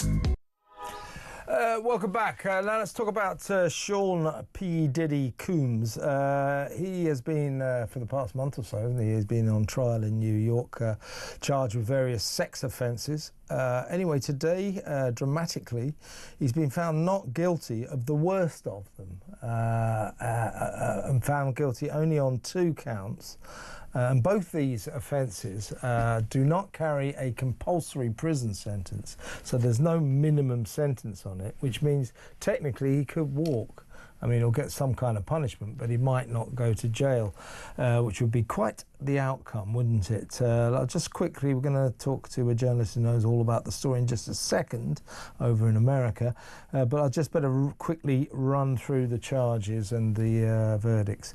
So, the most serious charge he was, or most serious offence he was charged with was racketeering conspiracy.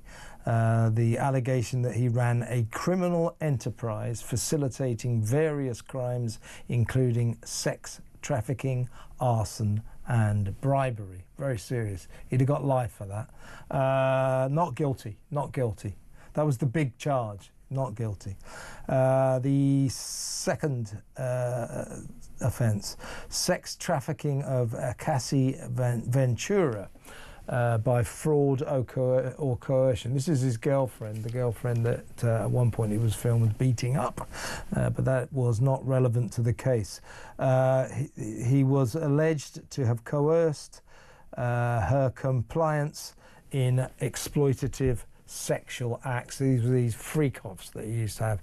Apparently he used to sit there watching her have sex with male escorts for hours on end while various substances were consumed. He was found not guilty of that. Third offence, transportation of Cassie Ventura across state lines to engage in prostitution.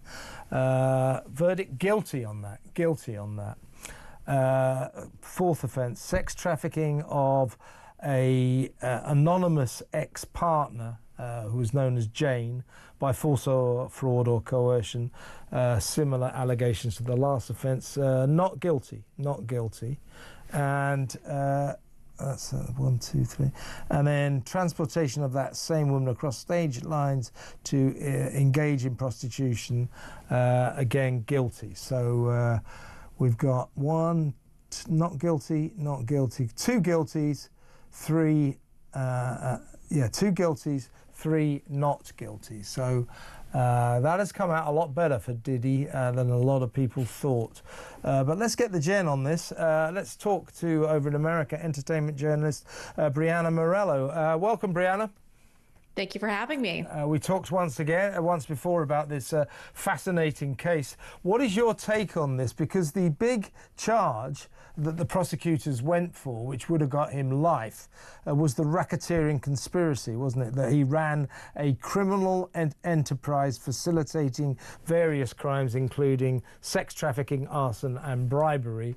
He was found not guilty on that. And this was a big failure on the part of the prosecution, wasn't it?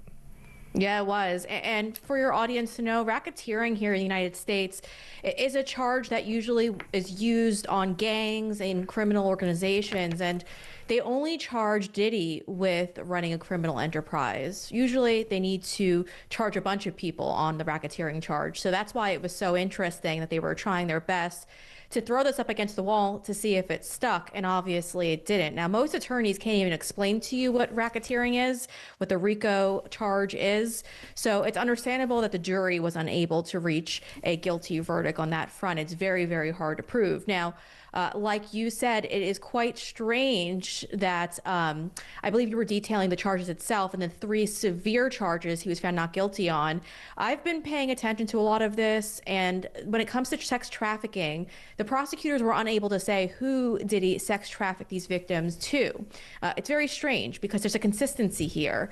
You know, the lead prosecutor in this case is Maureen Comey. That's the former FBI director's daughter, James Comey. And she is the same prosecutor who was the lead prosecutor in Ghislaine Maxwell's case as well. Now, as you could recall, Ghislaine Maxwell was convicted of trafficking and Diddy was accused of trafficking. Now, in both of those cases, she makes all of these trafficking accusations, the lead prosecutor, but she doesn't tell you who they're trafficking these victims to. And I think that's the key point in all of this. A lot of us expected a lot of big names to drop in regards to who was at these freak-off parties. And we didn't hear only about Cassie's engagement in these activities. And just to put it in perspective, Cassie's the ex-girlfriend who filed a lawsuit against Diddy in New York City civil court. Now, she filed that lawsuit after New York lawmakers pretty much got rid of the statute of limitation on any type of sexual misconduct or assault allegations.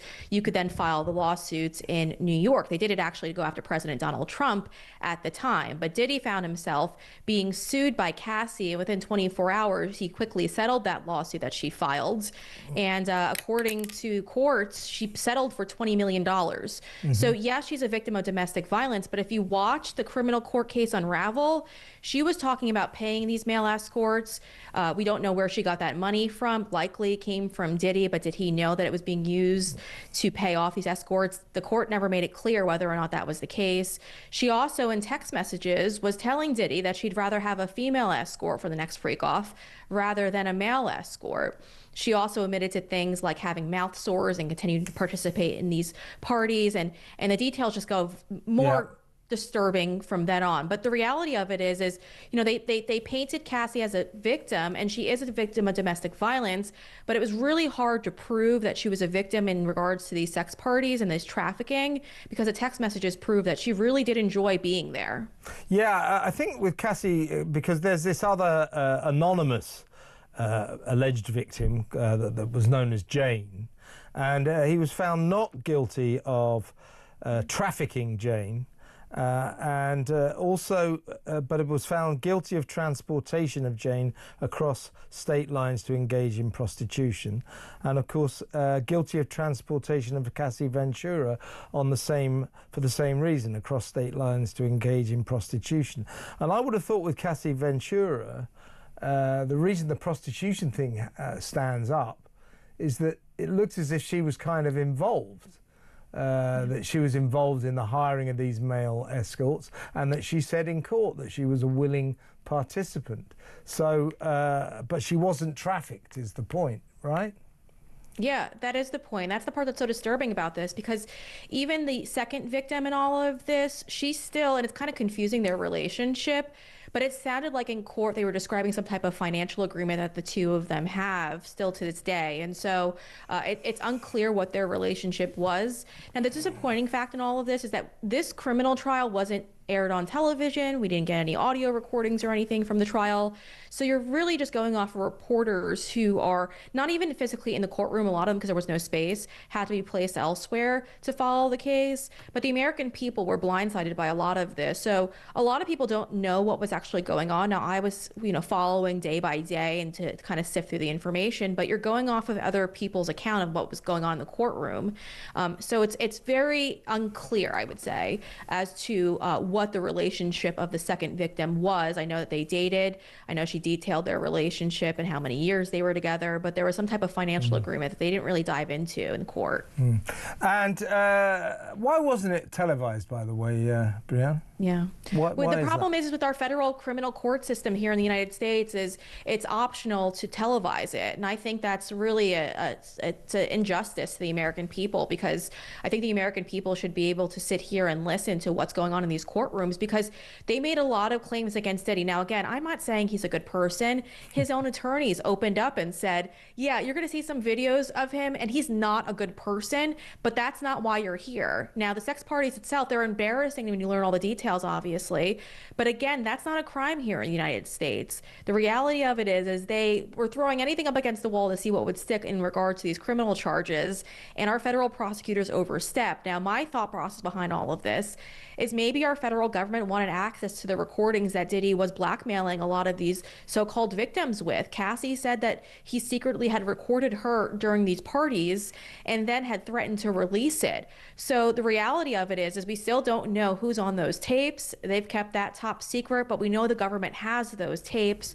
So we'll just have to wait and see if anything comes of it. But a lot of these celebrities who would be often at his parties, I mean, these were big parties, they aren't talking about any of this, which is quite strange. Yeah, indeed. So yes, three of the offences thrown out of court, 2 he's found guilty of. The prosecutors today on TV boasting, oh, well, you know, we're really pleased about this because he could still face 20 years in jail. But the truth is that neither of the offences he's been found guilty of actually have any minimum sentence. So technically, he might not go to jail. I think the prosecutors have failed badly here. Do you think he might walk? Is there a chance he could walk? I mean, obviously he's going to get some kind of punishment, but might he walk free from court, do you think? Yeah, well, he's been sitting in a federal jail for the time being because they didn't want to give him bail or bond. So he's been sitting and waiting for his trial to begin. So it's likely that the judge, just given the fact that this is his first criminal conviction, might just say, since your first time, we're going to let you off on time served. So that would be a massive favor to him. So it's very, very likely. I know here in the United States, we're waiting right now to see if he's going to be released temporarily until his sentencing. Again, it's very likely. Keep in mind when the federal government raided his property in Florida, they knew he was leaving the country and they allowed him to board a flight to leave. If they thought he was a flight risk at the time, they shouldn't have allowed him to leave when they were raiding his home. So that was really interesting in itself. I think the judge will probably see through that and he'll be released soon and his sentence will be very, very light. That's extraordinary. So what about he'll be feeling pretty relieved tonight.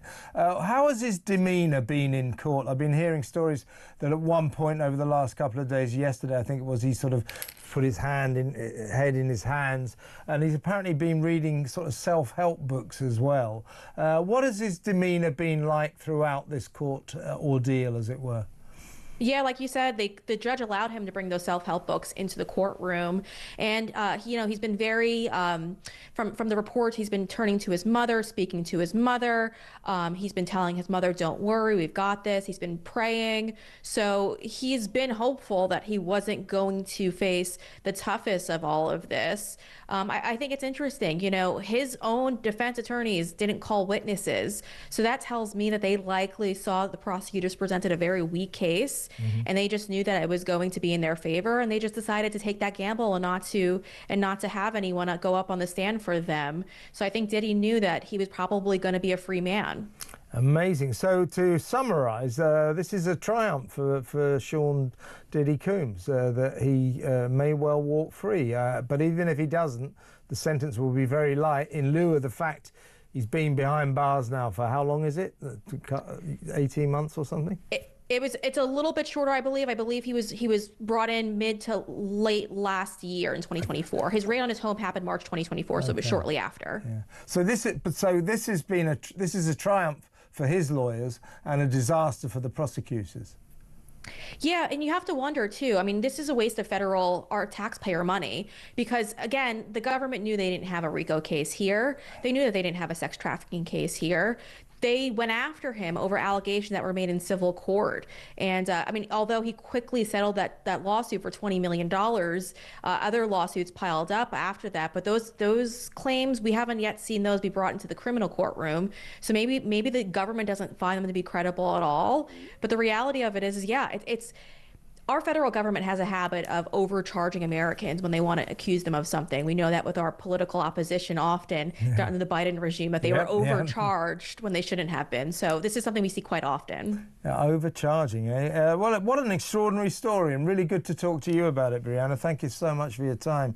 Brianna Morello there, entertainment journalist over there. She's in Dallas in Texas. But man, it was all going on in New York. Could you hear that? It looks like he might walk. It looks kind of bad, he's been found guilty of a couple of serious sounding crimes, but he's done the best part of a year in jail already, and they say that he's got this, he's going to walk. There you go. When we come back, I'm going to tell you a story, interesting story of an artist who says she was banned by her local council from attending her own art exhibition because she was caught expressing gender-critical views. She feels that gender transitioning is harmful to children. Because of those views, she says that the local council decided it was a danger to be at her own art exhibition. Quite a story. We'll talk about that next. Stay tuned.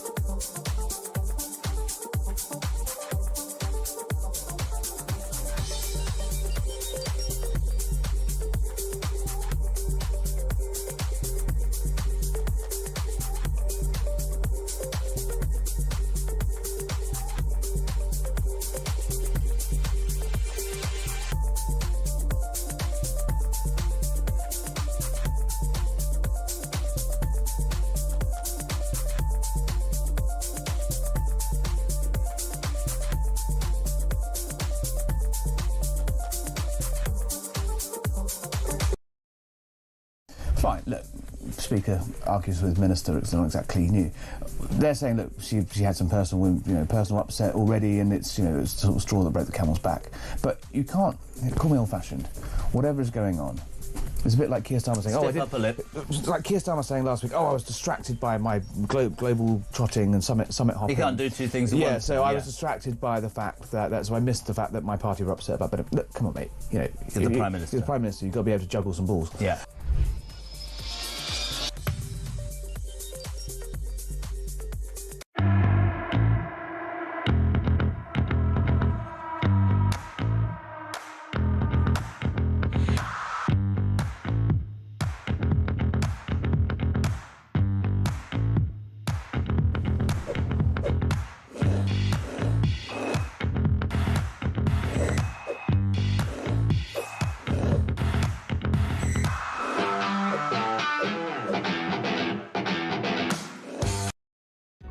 Across the UK, on DAB+, on your smart speaker, on your smart TV, and on your side.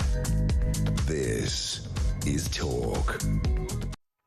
Welcome back. Now, the headline on this story really is something like this. Council workers' lies led to me being banned from my own exhibition. These would be the words of my next guest. She's artist Victoria Colfe, who has launched a legal battle against Watford Borough Council after she was informed that she would have to give 24 hours notice before being considered for entry to her own show at Watford Museum. Basically, Victoria says that she was, if you like, entrapped into a conversation where she relayed her Christian belief that transitioning was harmful to children. Apparently, according to Victoria, the council flunky who inveigled her into that conversation claimed that this was harassment and that the police had recorded the incident, and therefore she was banned from her own exhibition, but it's not quite as simple as that. So a warm welcome to the show to Victoria Kolf. Victoria, what a story, how extraordinary. So you've got your exhibition at the Watford Museum, you're setting it up, guy comes up to you, starts chatting, you end up talking about trans issues, you voice your Christian belief that transitioning, gender transitioning is harmful to children. A lot of people would agree with that. He then starts saying that this was an issue of harassment. It's been reported to the police and the police have recorded it. So therefore, Watford Borough Council say to you, you're not allowed into your own exhibition. Kafkaesque, doesn't even begin to cover it. Will you tell us where we're at with all this? Tell us the story. Yeah, hi. So it was a she, actually. It was a woman. Oh, it's a she, okay. That reported me, but we've just said council worker just to be, I suppose, kind, really. Yeah, we just had a conversation. I asked her how the family was, and then she went into a over-disclosing conversation about her personal life and what her child's mental health history and what they were going to do. And what was happening, and I said it's your family, and then she wanted me to. She was so pleased that I supported the child transitioning, and she went on, and I just said, look, I can't, because of my faith and my training and my background, I can't really support that. And then I thought we had an amicable conversation where I basically just gave her some scientific facts, and I just said, look, how can a child really assess risk, because the brain's still developing until you're 24, and I thought it was all fine. And then next day I'm not allowed into the exhibition to put up the rest of my artwork, and then I got a cancellation from some work which was due to this council worker telling all the staff and getting another charity involved called Ask for Clive, which we found out later. I was told to get a statement together because I'd been accused of harassment by a council worker, and that I wasn't allowed to come into the museum, and I had to give 24 hours notice to safeguard the member of staff because I'd essentially harassed her, when actually it was quite the other way around. And then I find out I've been pushed to the police and I was just left hanging.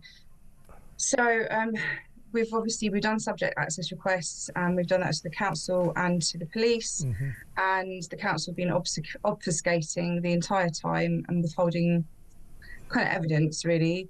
And the police said that they actually dropped the investigation because of it was free speech, even though the woman had kind of exaggerated things I said and tried to embellish them, make me sound terrible. Even that was considered free speech. So, but it said in their report that she didn't like that. And then we have emails where the pretense was continued that she had a crime reference number and that the police were still investigating me. And ironically, they never came round, which must be because they looked at the CCTV and realised it was actually her in my space and not the other way round. But what kind of art do you do, Victoria? I was just doing weaving. I did a sculpture of a tree coming out of an old piece of furniture. And is that what you do? I was just trying to find out what kind of art. I do community art. So I kind of work with different groups, and I'll pull out everybody's creativity, and everyone will make a small bit, and then I'll pull it all together and make one big art installation or something. Okay. So what have your views on transitioning, trans issues, got to do with your exhibition or your art? What's that got to do with it?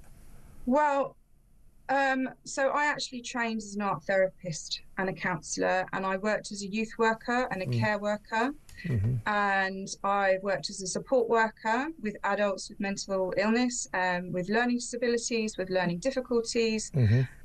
So I work with a lot of people, and I've always done supportive roles alongside my arts practice, as most artists do. We always have about 5 jobs. And but I'm just sorry. So I'm just trying to work out what you. So you got reported to the police, but why? Why? Because I didn't think it was a good idea to transition a child, and I thought the Tavistock should be shut down. Well, I couldn't agree with you more. But and then it was after that, because I knew Cass was doing her report. I'm still not getting why this person from Watford Borough Council thought that you expressing your views on the Tavistock clinic, couldn't agree with you more, by the way, as I just said, Frankenstein's castle, where for some reason the NHS mutilated children for a disastrous decade. But you expressing your views on children and trans issues, transgender issues, why would you report that to the police? What's a crime? What's criminal about that? I don't know, and this is what really concerns me, because we found out through the SARS and through the internal emails that were sent, finally came to light that they had got help from a company called Ask for Clive, which are actively supported by Watford Borough Council. It's on their Facebook pages. I don't know if that's financial, but I definitely know it's kind of political supporting, and a sort of showboating of the charity.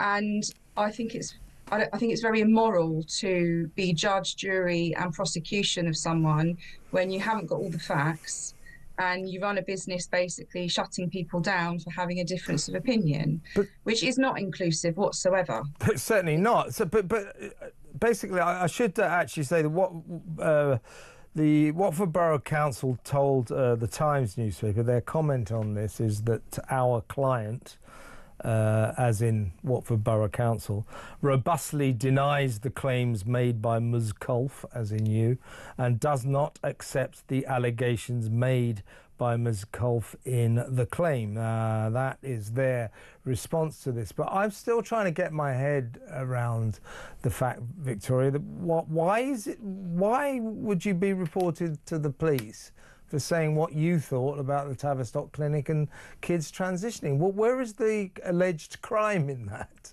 I don't know.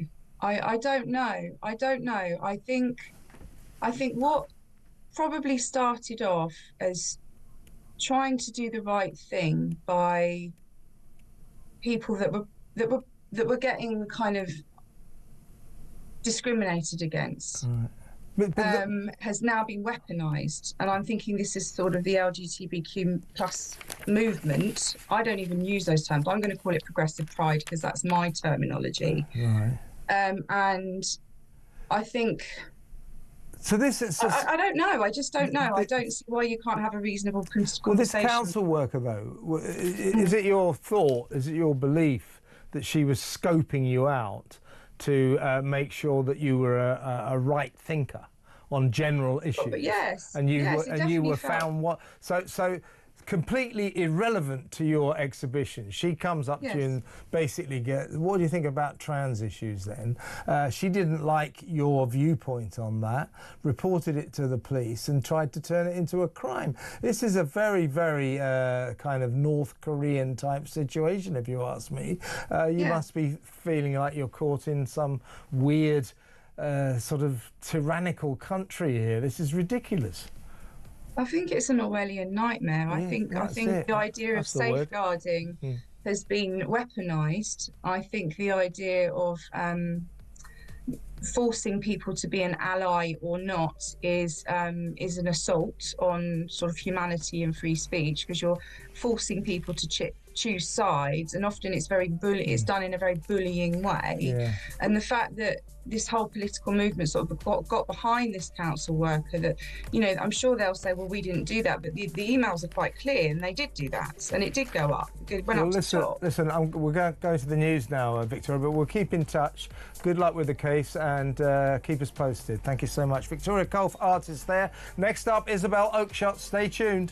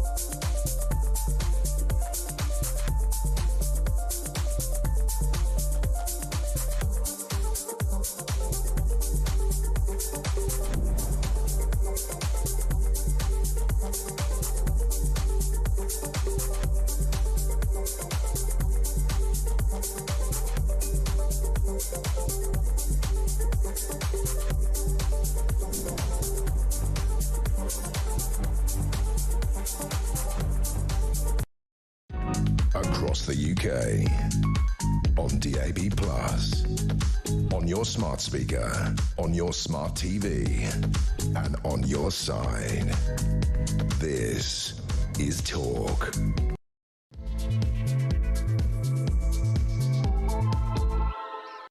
Welcome back. In about half an hour, I'm going to be taking your calls. Lots to talk about tonight. Cry baby Rachel Reeves crying in the comments.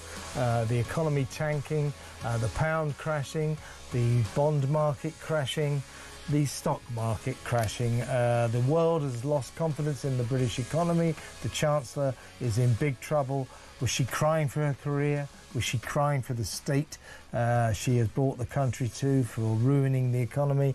Or is it true that the Labour Party are claiming that she was sobbing due to some personal issue? I find that hard to believe, but in case that is true, sympathy for her for that. But what a sight. I've never seen such a sight before. Chancellor of the Exchequer, not just crying, sobbing, tears rolling down her cheeks. Kemi Badenoch said, "Oh, look at her, she looks awful," and she really did. Huge bags under her eyes as well. And you can't help speculating. There's only one reason for this, and this is the disaster of the welfare bill, which puts the final cap on the undermining of her as a Chancellor, as our Chancellor. She's on resignation watch. I can't see her lasting much longer. Let's talk to Talk's international editor, Isabel Oakeshott, at an unusual time. But good to have you on board, Isabel.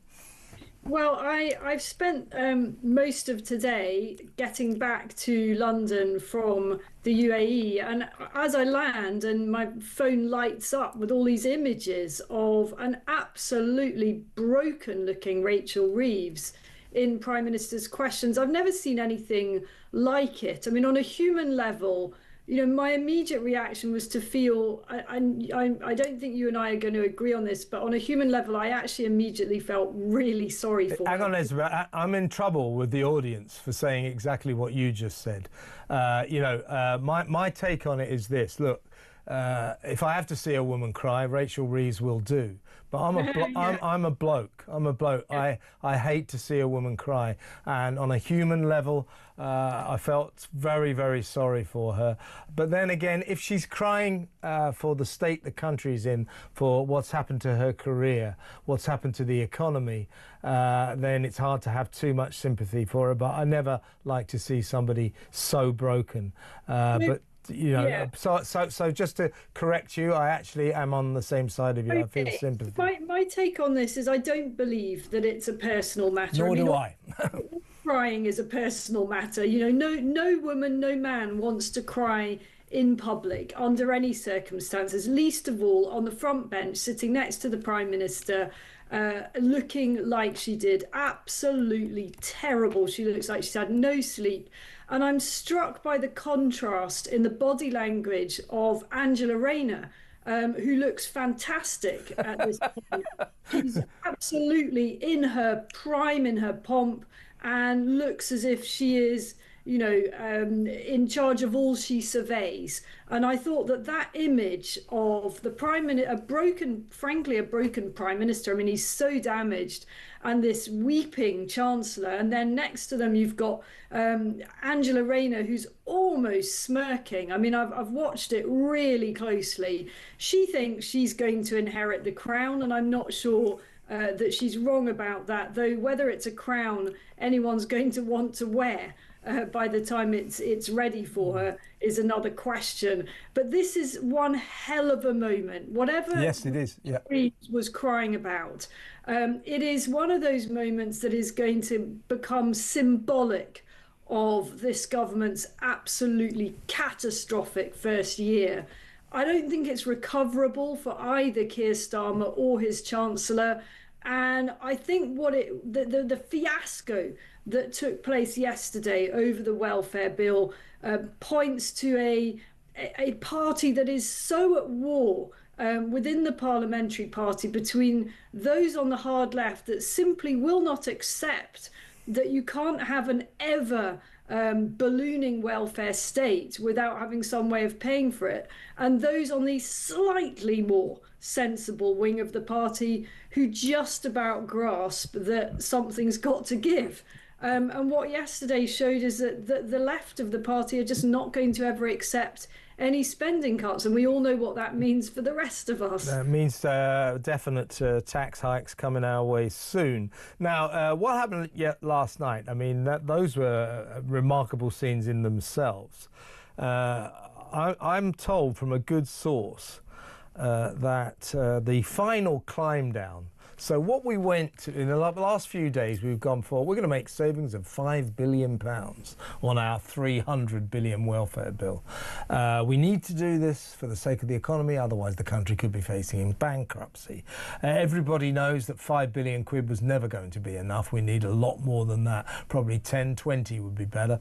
But anyway, £5 billion. In the last 3 days, that $5 billion by yesterday was down to $2 billion. By the evening, as they were getting towards the vote, it was down to less than $1 billion. And the final climb down, absurdly, meant that we now will not be saving a single penny, but in fact our welfare bill will go up by £100 million.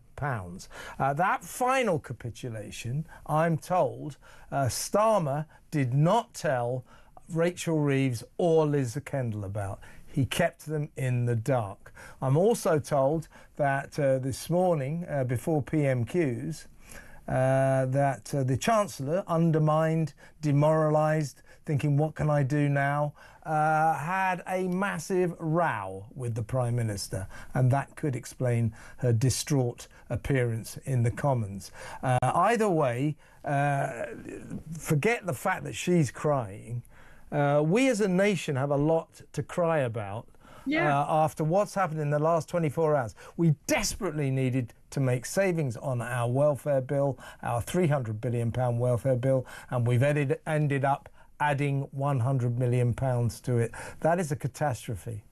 It is a complete and utter calamity. It's a political calamity because it shows that we've got a government that is just too weak to do anything of the serious things that need to be done. And it's an economic calamity, and you can hardly blame Rachel Reeves for being utterly exasperated. I think Kemi Badenoch, the leader of the opposition, was unusually good today. Yes, she was, I agree.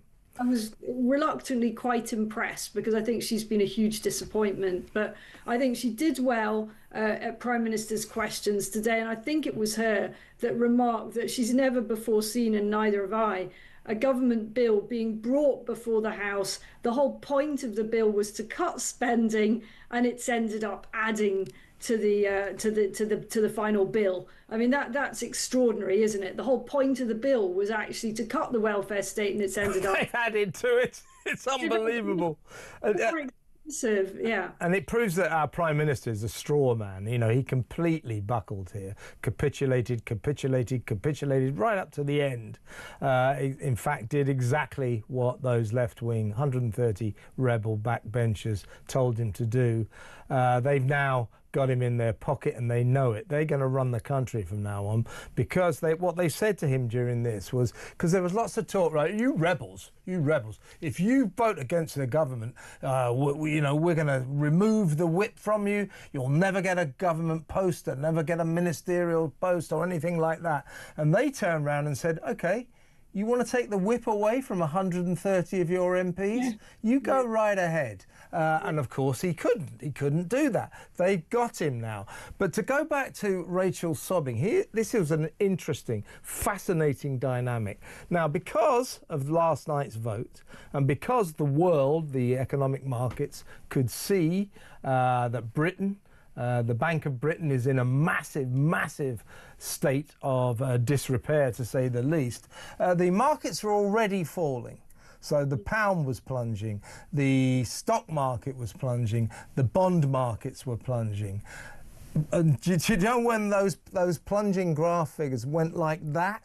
When they suddenly went, they were going down, and then they suddenly went like that. Do you know when they went like that? The moment she was seen crying in the Commons. When the world saw her sobbing, they thought, my God, that's the Chancellor of the Exchequer. This economy is in big trouble. Yes, and it's a confidence thing. You know, all markets are. That's exactly what they are influenced by. It's confidence. And how can you have confidence in the British economy if the person who runs it is looking completely crushed, is looking defeated, is sitting there on that most public of platforms crying her eyes out? And I'm afraid that image will go all around the world. And it is the last image that the UK needs right now. You know, it's the last photographic image that we want people around the world to be seeing of our country. Already, you know, we're not looking in great shape, are we? What they see and hear about is the crime on the streets of London in particular, although it's hardly restricted to London, but that's what overseas people talking about.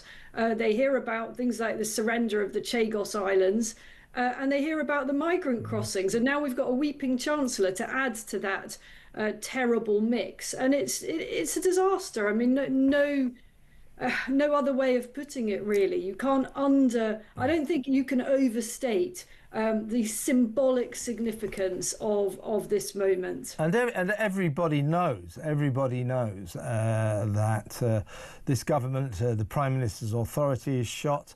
You've got a sobbing chancellor, and going forward, you know, this Prime Minister no longer has any authority at all. And I feel like kind of bad about watching a woman cry, then being told, well, she's got this personal, it's a private issue, and me going, you liars, you're lying. You're lying. I feel sort of bad about that, but you agree with me as well. You don't believe Labour. We are justified in our doubts because this party, this Prime Minister, have made it almost a policy to lie their way out of any trouble. They have lied and lied and lied. The Prime Minister is a proven liar on many, many occasions. So when, conveniently, the Labour Party, the Labour government turn around and say to us, well, you know, it's not about the economy, it's a private issue, you know, and you wouldn't expect us to tell us what that private issue is. No, I wouldn't, because I think you're lying. I don't think it is a personal issue.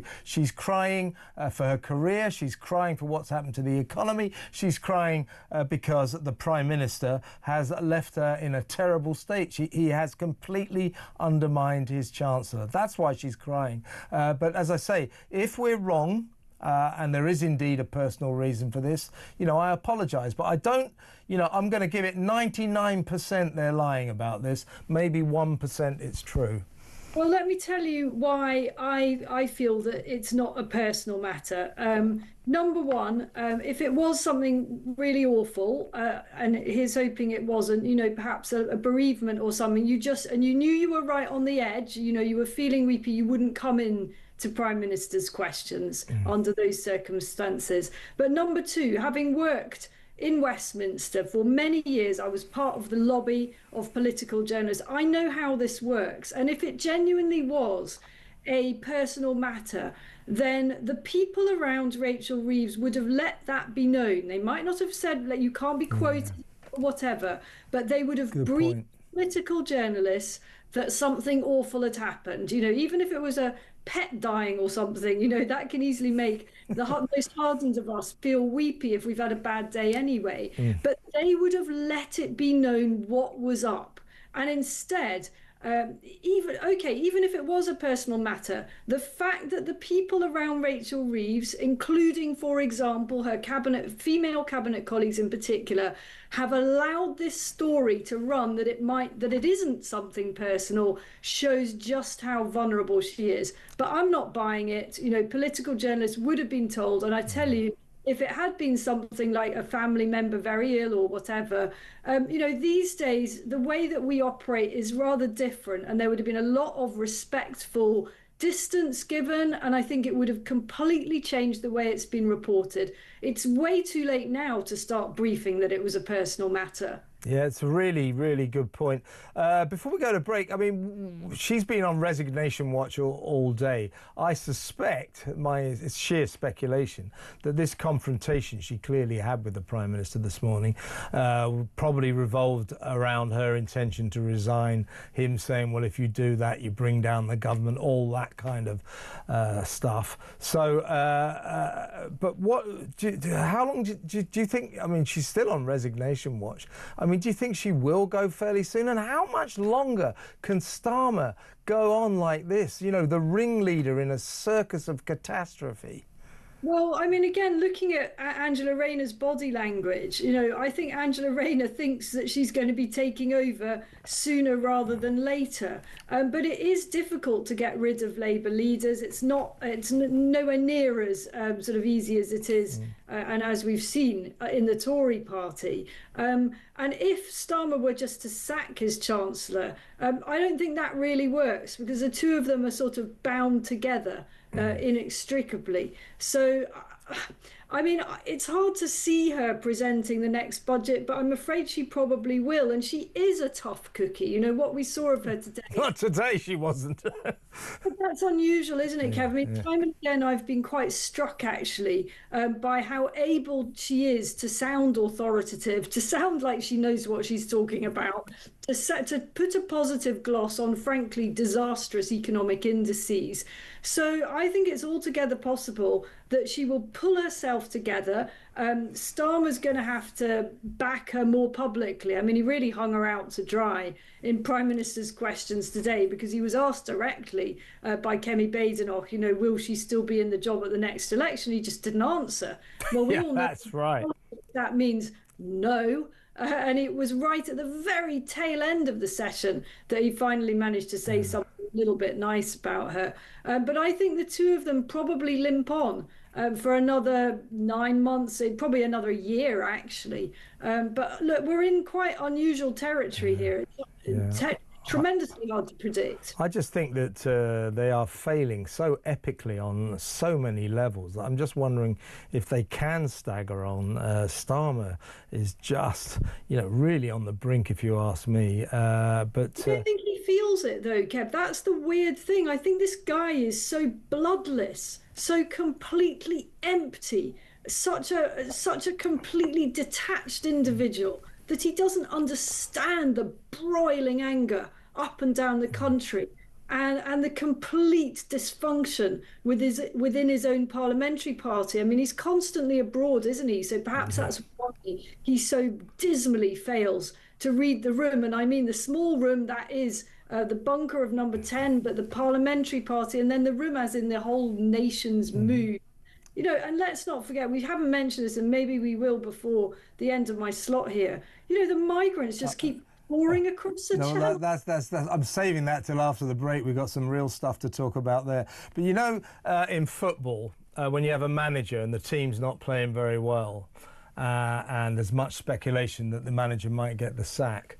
Before they get the sack, there is the traditional statement from the directors of the club. The directors have full confidence in the manager. That is usually followed within about 3 hours by their dismissal. And I'm just wondering when Keir Starmer reluctantly and rather tardily said that Rachel Reeves has his full support, that might be the final nail in her coffin. I suspect if anything happens here, she will go, she will quit. He certainly won't fire her.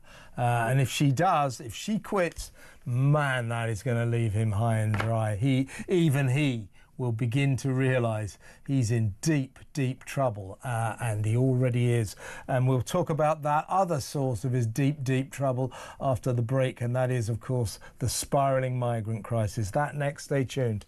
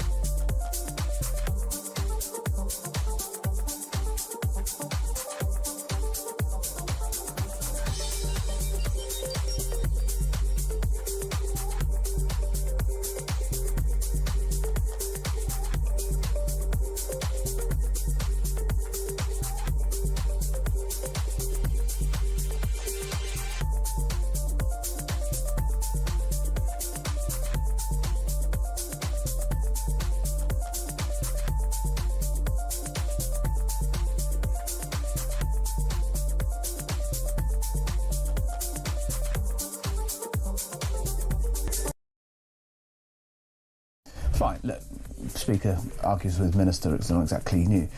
They're saying, look, she had some personal upset already, and it's, it's sort of straw that broke the camel's back. But you can't, call me old-fashioned, whatever is going on. It's a bit like Keir Starmer saying, Stiff upper lip. Like Keir Starmer saying last week, I was distracted by my global trotting and summit hopping. You can't do two things at once. Yeah, so I was distracted by the fact so I missed the fact that my party were upset about it. Look, come on, mate. You're the Prime Minister. You're the Prime Minister, you've got to be able to juggle some balls. Yeah.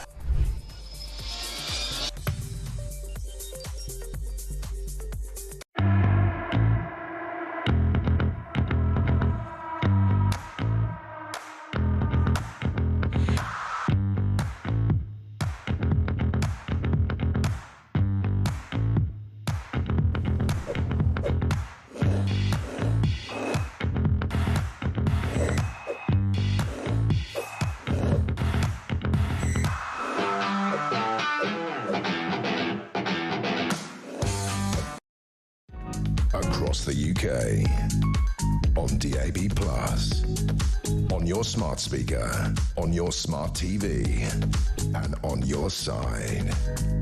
This is Talk. Welcome back. I'm still with Talk's international editor, Isabel Oakeshott. By the way, Isabel, a couple of my excellent audience members have suggested a new nickname for Rachel Reeves. So it works better in print, I think, than vocally, but they say you got two-tier Keir, now you got 2 tiers Reeves. You see what I mean? Although it's a lot more than 2 tiers. But anyway, let's talk about the migrant crisis. Now, on, yesterday, 440 came across. The day before, Monday, 879, quite a bumper day. And on Sunday, 585. That's 1,904 migrants illegally crossing the channel in the last 3 days. We don't know what happened today, but the chances are with these balmy, calm conditions, more will have come over. So it's really spiralling out of control now. We're looking at scenes on the French beaches. The French gendarmes now kind of consumed by extremely expensive equipment that we've paid for. They've got buggies, they've got helicopters, they've got special drones, they've got aeroplanes. I mean, you name it, they've got it. The one thing they're not doing is stopping any of the migrants or any of the boats. So that situation goes from bad to worse. And essentially we've got this invasion going on and on and on. Last 3 days, as I say, 1,904 have come across. If you add up how much that is going to cost the British taxpayer over the next year for each and every one of the migrants who came across in the last 3 days, it comes to £76 million over the next year. That's just in the last 3 days. This is getting ridiculous. We have a government that has no idea whatsoever what to do about this and isn't coming up with any ideas. That migrant swap plan with France is just bizarre. And what else do we get? Please, can someone persuade Keir and his gang to stop saying, smash the gangs, smash the gangs? It hasn't worked. It won't work. Can we get rid of that? But no plans, no deterrence. This is getting worse and worse and worse. We're on track for way over 50,000 migrants coming across the channel this year. Yeah, I mean, apologies for my language because I briefly did swear there, but I do find this very triggering, to see these boatloads of people coming across when we know that this country has no money. We spent much of this week debating on whether, what kind of cuts to be made to people who've got disabilities and, a lot of playing of violins about why it's not possible to cut the welfare bill at all, which is nonsense, of course. And with every illegal migrant that comes over in this manner, you are taking away tens of thousands of pounds from the British people who really need that money. And it really is as simple as that. Now, here's the thing. This government is in absolute meltdown. The one thing they could do, which would change their fortunes pretty much overnight, would be to launch a radical programme of stopping the boats or detaining immediately on arrival. If I were advising in Downing Street, I would say that is where we're at now. If you want to save your skin, Labour government, stop the boats. But I don't think they'll do it because they're obsessed with the whole sort of international law angles of this. You know, the whole how do we behave legally towards people who are behaving illegally? And so I just don't think they're going to do that. But I do think that that would be game changing for them at a time when they really, really need it, as does this country. I mean, they could do one thing, which would be a brilliant deterrent. They could say to all the migrants who arrive here, right, well, you are claiming asylum. You need to fight this legal case. I hope you got the money for it, because we're not going to pay for it. If we just said that to them, they'd stop coming.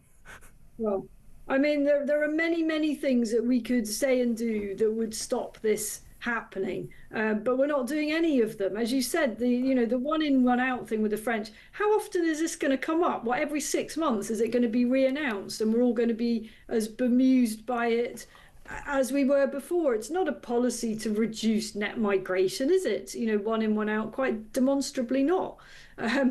So they don't have any answers. That's bottom line. They have no answers. There's no backbone there. I don't think there's a political will to sort this out. You know, the problem is, even actually, almost to correct myself, if Keir Starmer, if Downing Street decided, right, you know, we're going to launch this desperate Operation Rescue Keir Starmer, it's going to involve stopping the boats, they'd have the same problem with their own backbenchers as they've just had now with the welfare bill. You know, you have a bunch of them jumping up and down saying it's not #BeKind to stop the boats. Exactly. I mean, you know, they are still gathering around this refrain of smash the gangs, and that somehow or other, when these people arrive and claim asylum, they become legal. They don't. That's a political decision. It's purely political. It's not legal to say, well, now that you've claimed asylum, you can stay. We could stop that decision for a start. But, you know, we have no deterrence whatsoever, just lots and lots of enticements. But as you say, I think we're at the stage now where something dramatic might turn the fortunes of this government around, and that would be to turn the boats around, which is also, by the way, totally legal, no matter what anyone wants to tell you. Well, look, we are in a national emergency. You know, councils up and down the country are getting increasingly desperate and resorting to increasingly desperate bribes to find accommodation for this never-ending tide of people. And it's going to have the effect increasingly of distorting local housing markets really quite dramatically. I mean, if you're filling up a load of properties, turning them into HMOs to be packed full of illegal migrants, that reduces housing for everyone else. And we all know that Angela Rayner is not able to build houses at anything like the scale that they already calculated we needed before they realized that they were going to be completely unable to smash the gangs. So this has a distorting effect, a negative effect on so many aspects of the economy, of public services, of the NHS. You know, you and I have said this 100 times, it isn't sustainable, and yet the government keeps sustaining it. Yeah, and their policy to do with the migrant crisis now are like shifting the deck chairs around on the deck of the Titanic. I mean, that's literally what they're doing. So you've got, well, not literally. So this policy, we're going to get them all out of the asylum seekers, get them all out of these hotels and find them somewhere else to live. So that presumably is going to result in just shifting them from a hotel to somewhere else, where there's still going to be a massive problem. Just moving them around isn't going to solve the problem. What we need to do is stop the migrants, which is why the smash the gangs policy is rubbish, because it doesn't entail stopping the migrants. If you don't stop the migrants, there will always be gangs. Everything about this government's approach to this escalating Uber crisis is simply incoherent. It is, and there's an increasing number of people feeding off it. You know, first of all, we've had the hoteliers making millions out of this crisis. In one case, there is notoriously now, I think, an asylum accommodation billionaire in Britain. But you've now got, anecdotally, I'm hearing a lot from people inside councils saying that they're being swamped with applications to convert empty properties into homes of multiple occupation. And so instead of, or maybe more likely in addition to these hotels everywhere that are now no longer hotels and are basically hostels for illegal migrants, you're now going to have them, in all these previously empty properties or properties that were going to be used for something else, perhaps housing young British families in need, are now being converted to the much more lucrative operation of housing asylum seekers. This is complete and utter madness. Yeah, and what it will amount to is local communities already somewhat disturbed by their local hotel being turned into an asylum seeker centre. They'll be moved out of the hotel and they'll be living next door to you. So this is going to result in even more disquiet. This is unbelievable. This government, we're coming up for a year of Labour, and it's been a year of utter chaos, utter hell. This guy Starmer isn't up to the job. His sobbing chancellor isn't up to the job. And my God, careful what you wish for. If we end up with Angela Rayner, it'll be even worse. Oh my God, what are we going to do, Isabel? Well, after all that, have a lovely weekend, and we'll talk on Monday. Thank you very much. The great Isabel Oakeshott there, Talk's international editor. What do you think about all? This is like kind of ground zero of chaos, isn't it? Ground zero of governmental dysfunction. This country's in big, big trouble. And as I said earlier, there is only, and Isabel mentioned it as well, and so did Anne Widdecombe, there's only one way out of the financial catastrophe that we're heading into now due to failing to save anything on our grotesque welfare budget and actually adding to it. There's only one way this country, Britain, can avoid bankruptcy. And you know what that is. Tax hikes. That might be why Chancellor Reeves was sobbing in the Commons. She knows that if she stays in that job, she's going to have to renege on her promise. There'll be no more tax hikes. There will be. There will be. Maybe that's why she was crying. What do you reckon? 03444991000. Let's talk next. The phones are open. Let's talk. It's good to talk on Talk. See you in a minute.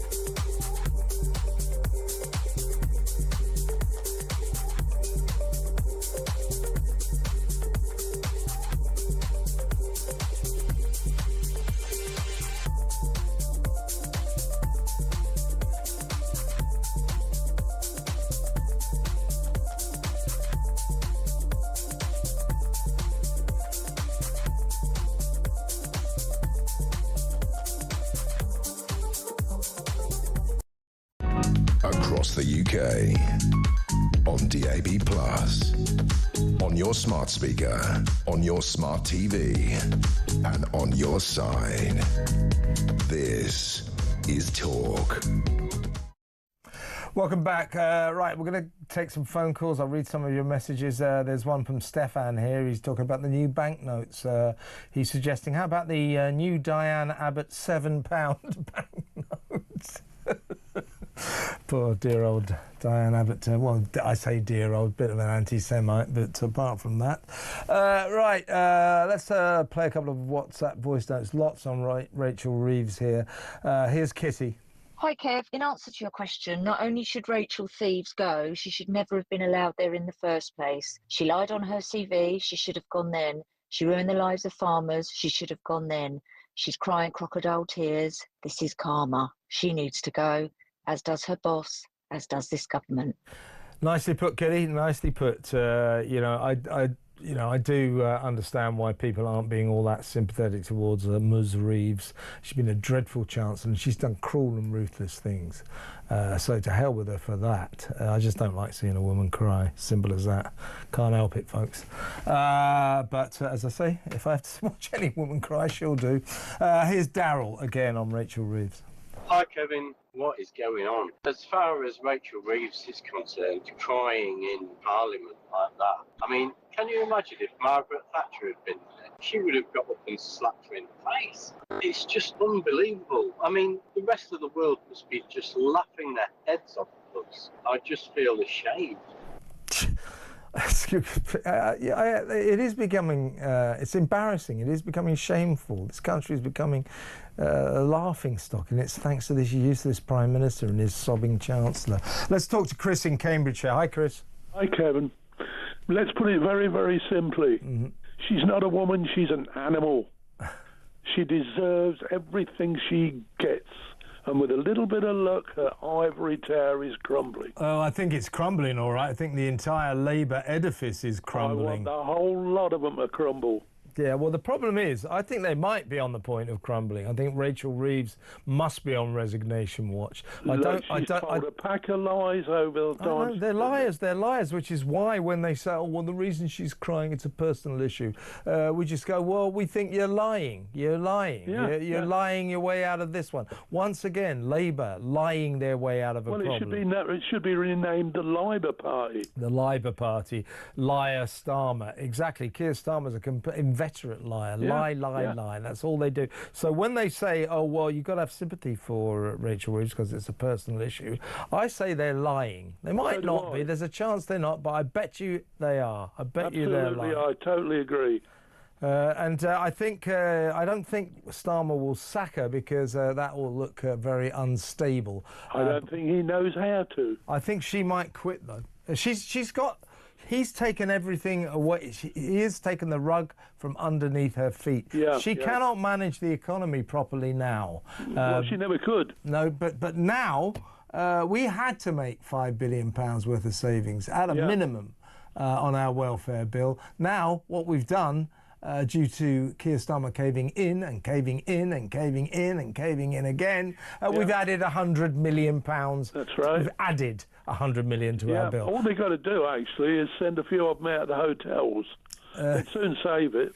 Oh, God, there's so many things they could do to save money. They could save a lot by maybe fracking, all that sort of thing. But ideologically, Labour are a party that don't do sensible things. It's as simple as that. Good to talk, Chris. Always a pleasure. Thanks for the call, Chris in Cambridgeshire.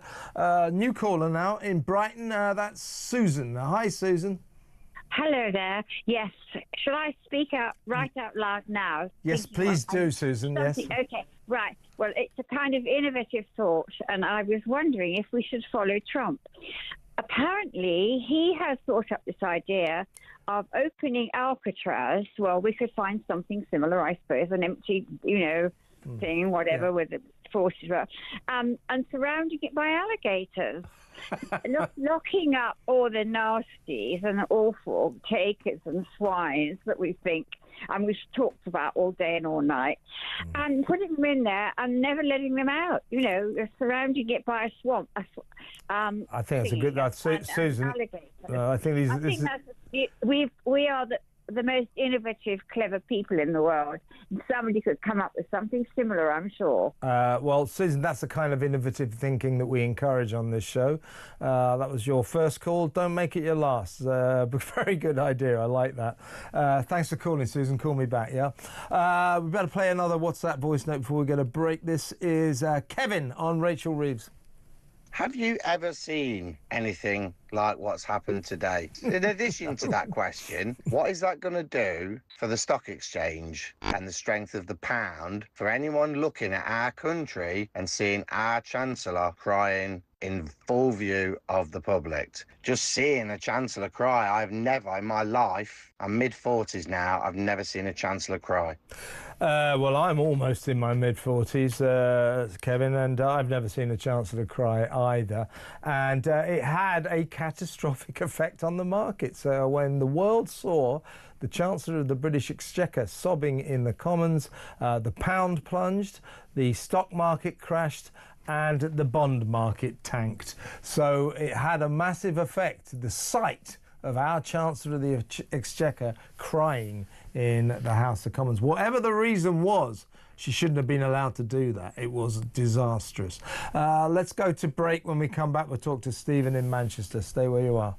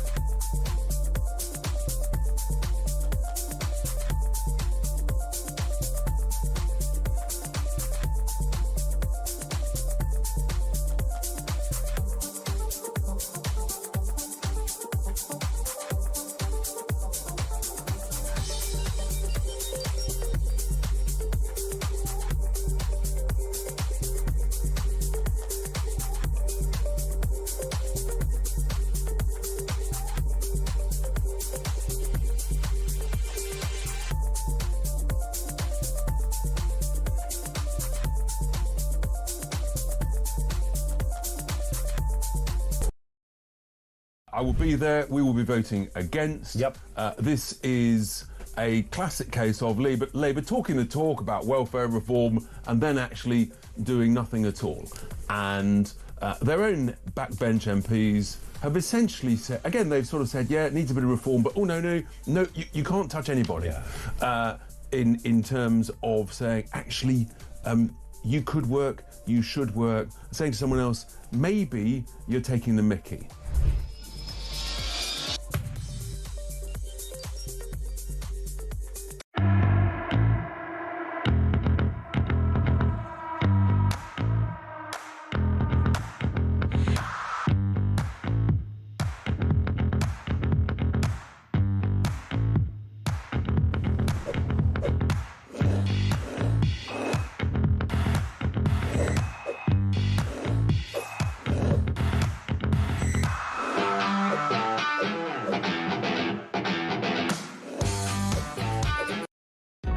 Across the UK, on DAB+, on your smart speaker, on your smart TV, and on your side. This is Talk. Welcome back. Brad has in Cambridge has had a good idea about the banknotes. He said maybe we could change our notes to reflect Britain in the 2020s. Dinghies crossing the channel on fivers, etc. It's not a bad idea. Let's go back to the WhatsApp voice notes. This is Jack on the migrants. Kev, he's managed to smash the hopes and dreams of this country. He's managed to smash the pockets of everyone. He's managed to smash the entire business system. But he has still not managed to smash the gangs. Exactly right, Jack. That's the one thing he hasn't smashed is a single gang. He keeps saying it, but isn't really achieving very much, to say the least. Here's another one on the migrants. This is Mark. Hi, Kev. The only thing that's going to fix the migrant crisis, to be fair, at this point, is probably to institute a policy of smashing the gangs, I think. That sounds like it's probably going to work, that, I think.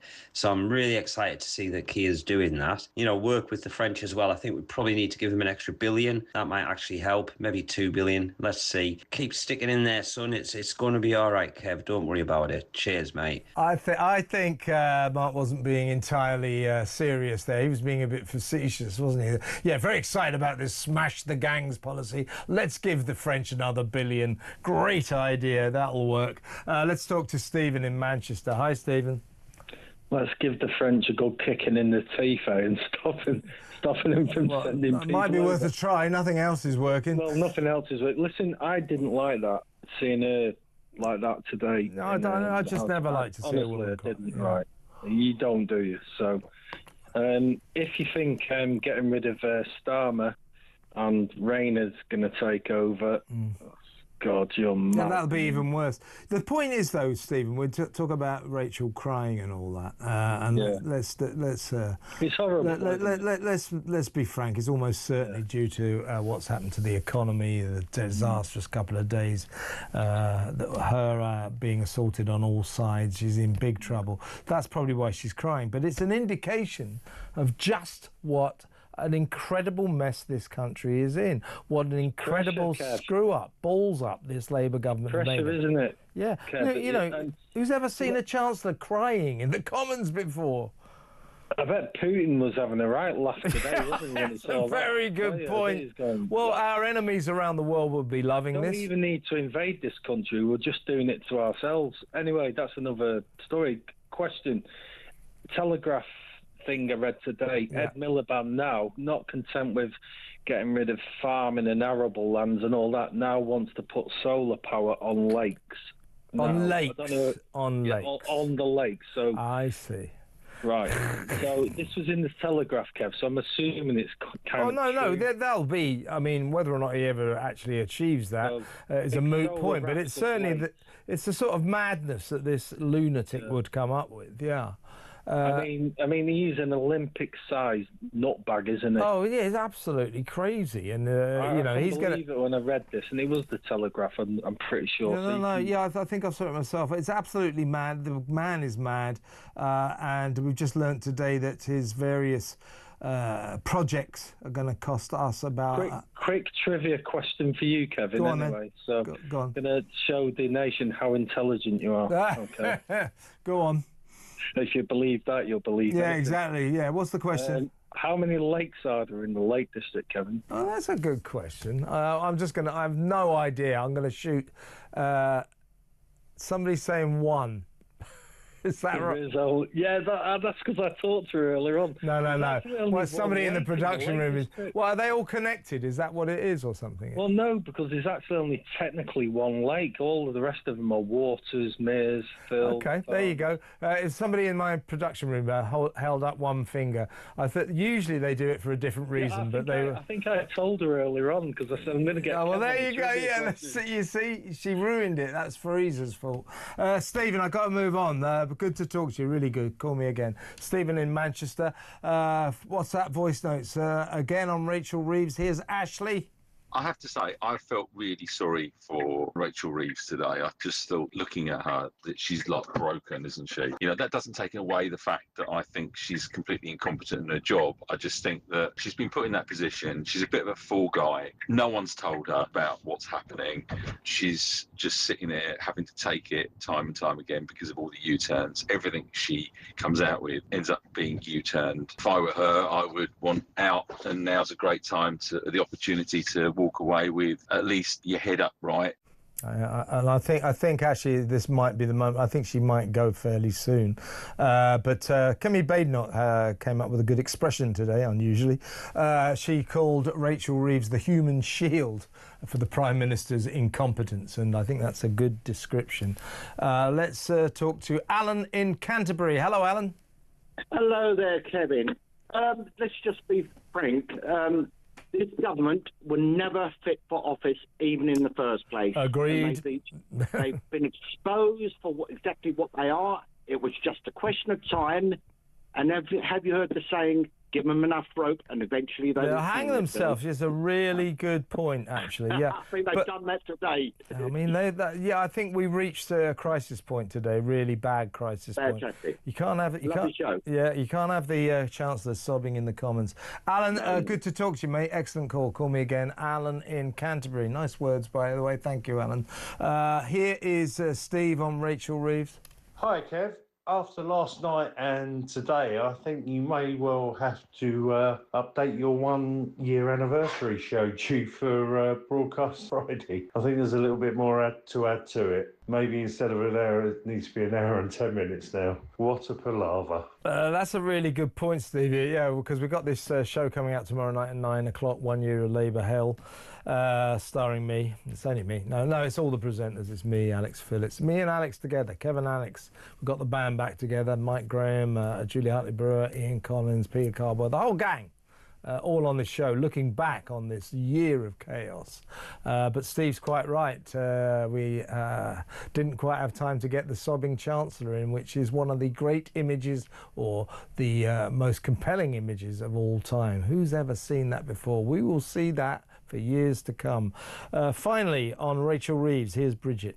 With regards to Rachel Reeves and her crocodile tears, I just don't have one iota of sympathy. The arrogance of her and Starmer knew no bounds. Now everything is falling apart. They sacrificed hard-working taxpayers for the despicable backbenchers. So, no, it might be harsh, but I'm afraid it doesn't wash with me. Well, Bridget, you know, as I said, I completely understand why people aren't showing Rachel Reeves any sympathy. Professionally, the job she's done, her performance as Chancellor, I have no sympathy whatsoever for her. She's been useless, she's been cruel, she's been ruthless. It's her fault we're in such a problem. That budget last October was an absolute disaster. That's why the economy is tanking. It's all her fault. I have no sympathy for her whatsoever. It's just on a human level. She just looked broken today. She was sobbing. I mean, it was a sad sight to see. So it's just on a human level. I don't like to see a woman crying, and that was more than just crying. She was broken. She's broken. Let's quickly talk to Mike. Is it Mike in Prescott, or is it Mike Prescott? Hello, Mike. It's Mike in Prescott. Mike in Prescott. All right, hi. Yes. Nice to speak to you, but the Rachel Reeves fiasco that I watched today, Prime Minister's Questions, from the very first moment, I thought, who is that woman? I didn't even recognise. Yeah, she looked at, because apart from the sobbing, huge, sort of like suitcase sacks under her eyes, weren't they? They looked like she hadn't slept for days. The point I would like to make is, please start getting at Starmer for dragging her out like bringing a lamb to slaughter. She should never have even been on that bench in the first place. Now, I've no sympathy with her for her economy things, but I think you should all direct your anger towards it. Well, I think, to be fair, Mike, we do on this channel, and other journalists do too. I think it's fair to say we give Keir Starmer a fairly hard time, to say the least. We've given him what he deserves. We've given him the kicking of his life all year because he's useless. He's useless, he's incompetent, and he's dangerous to this country. Very much so, but And you have sympathised with seeing a woman cry. Yeah, I just don't like seeing a woman cry, do you? I mean, who does? Yes, I still think she should never have even been on that bench in the first place. And that's why I think you should direct your anger more towards Starmer than poor... Well, yeah, I'm not. Well, I'm angry at her for the job she's done as Chancellor. Correct. But I don't like to see a woman cry, and she looked worse than just crying. She looked like she was a broken woman. So, you know, I'm sorry if people think that makes me a softie, but I'm not sympathetic about Rachel Reeves. I just don't like seeing a woman or anybody cry. She was broken, and that wasn't a nice thing to see. But apart from that, it's probably her own fault. It's certainly the Prime Minister's fault. So I take your point, everyone. Most people just saying she deserves to cry. Thanks, Mike. Got to go, but thank you very much for an excellent call. Call me again. It's Petrie Hoskin. She's in the studio. It is. Yeah, I felt the same. I mean, when I get angry, I might cry, or when I've been in a situation, and it's just awful. And you find everybody was watching her. I just felt that I didn't. Again, like you, I'm kind of like, well, you've done a rubbish job, but she's probably working 22 hours a day. No one wants to see. Nobody wants to see that, and anybody glorying in it and enjoying it. That's a bit wrong. But I mean, it's time to turn around to them and just sort of stick it to them, because this was, I think, the point where the government basically reached meltdown. You know, the Chancellor crying in the Commons, absolutely unbelievable. You've never seen anything like it, have you? Mind you, this first female Chancellor. I don't know if that's got anything to do with it, but I don't want to decry. I don't want to decry my species. I know this might sound sexist, but I've been saying it all night. It's a bloke thing. It's very hard for blokes to see women cry. It has a big effect on us. Yeah. So that was my. I mean, anybody, like you said, anybody crying, anybody who gets that upset. Yeah. Anyway, I wanted at midnight. It'll be, of course, we've got the July 4th is the year of a lot of people Independence Day. Yeah. Oh no. Yeah. Well, of chaos. So I want to take calls on that and just say, you know, can you see any good?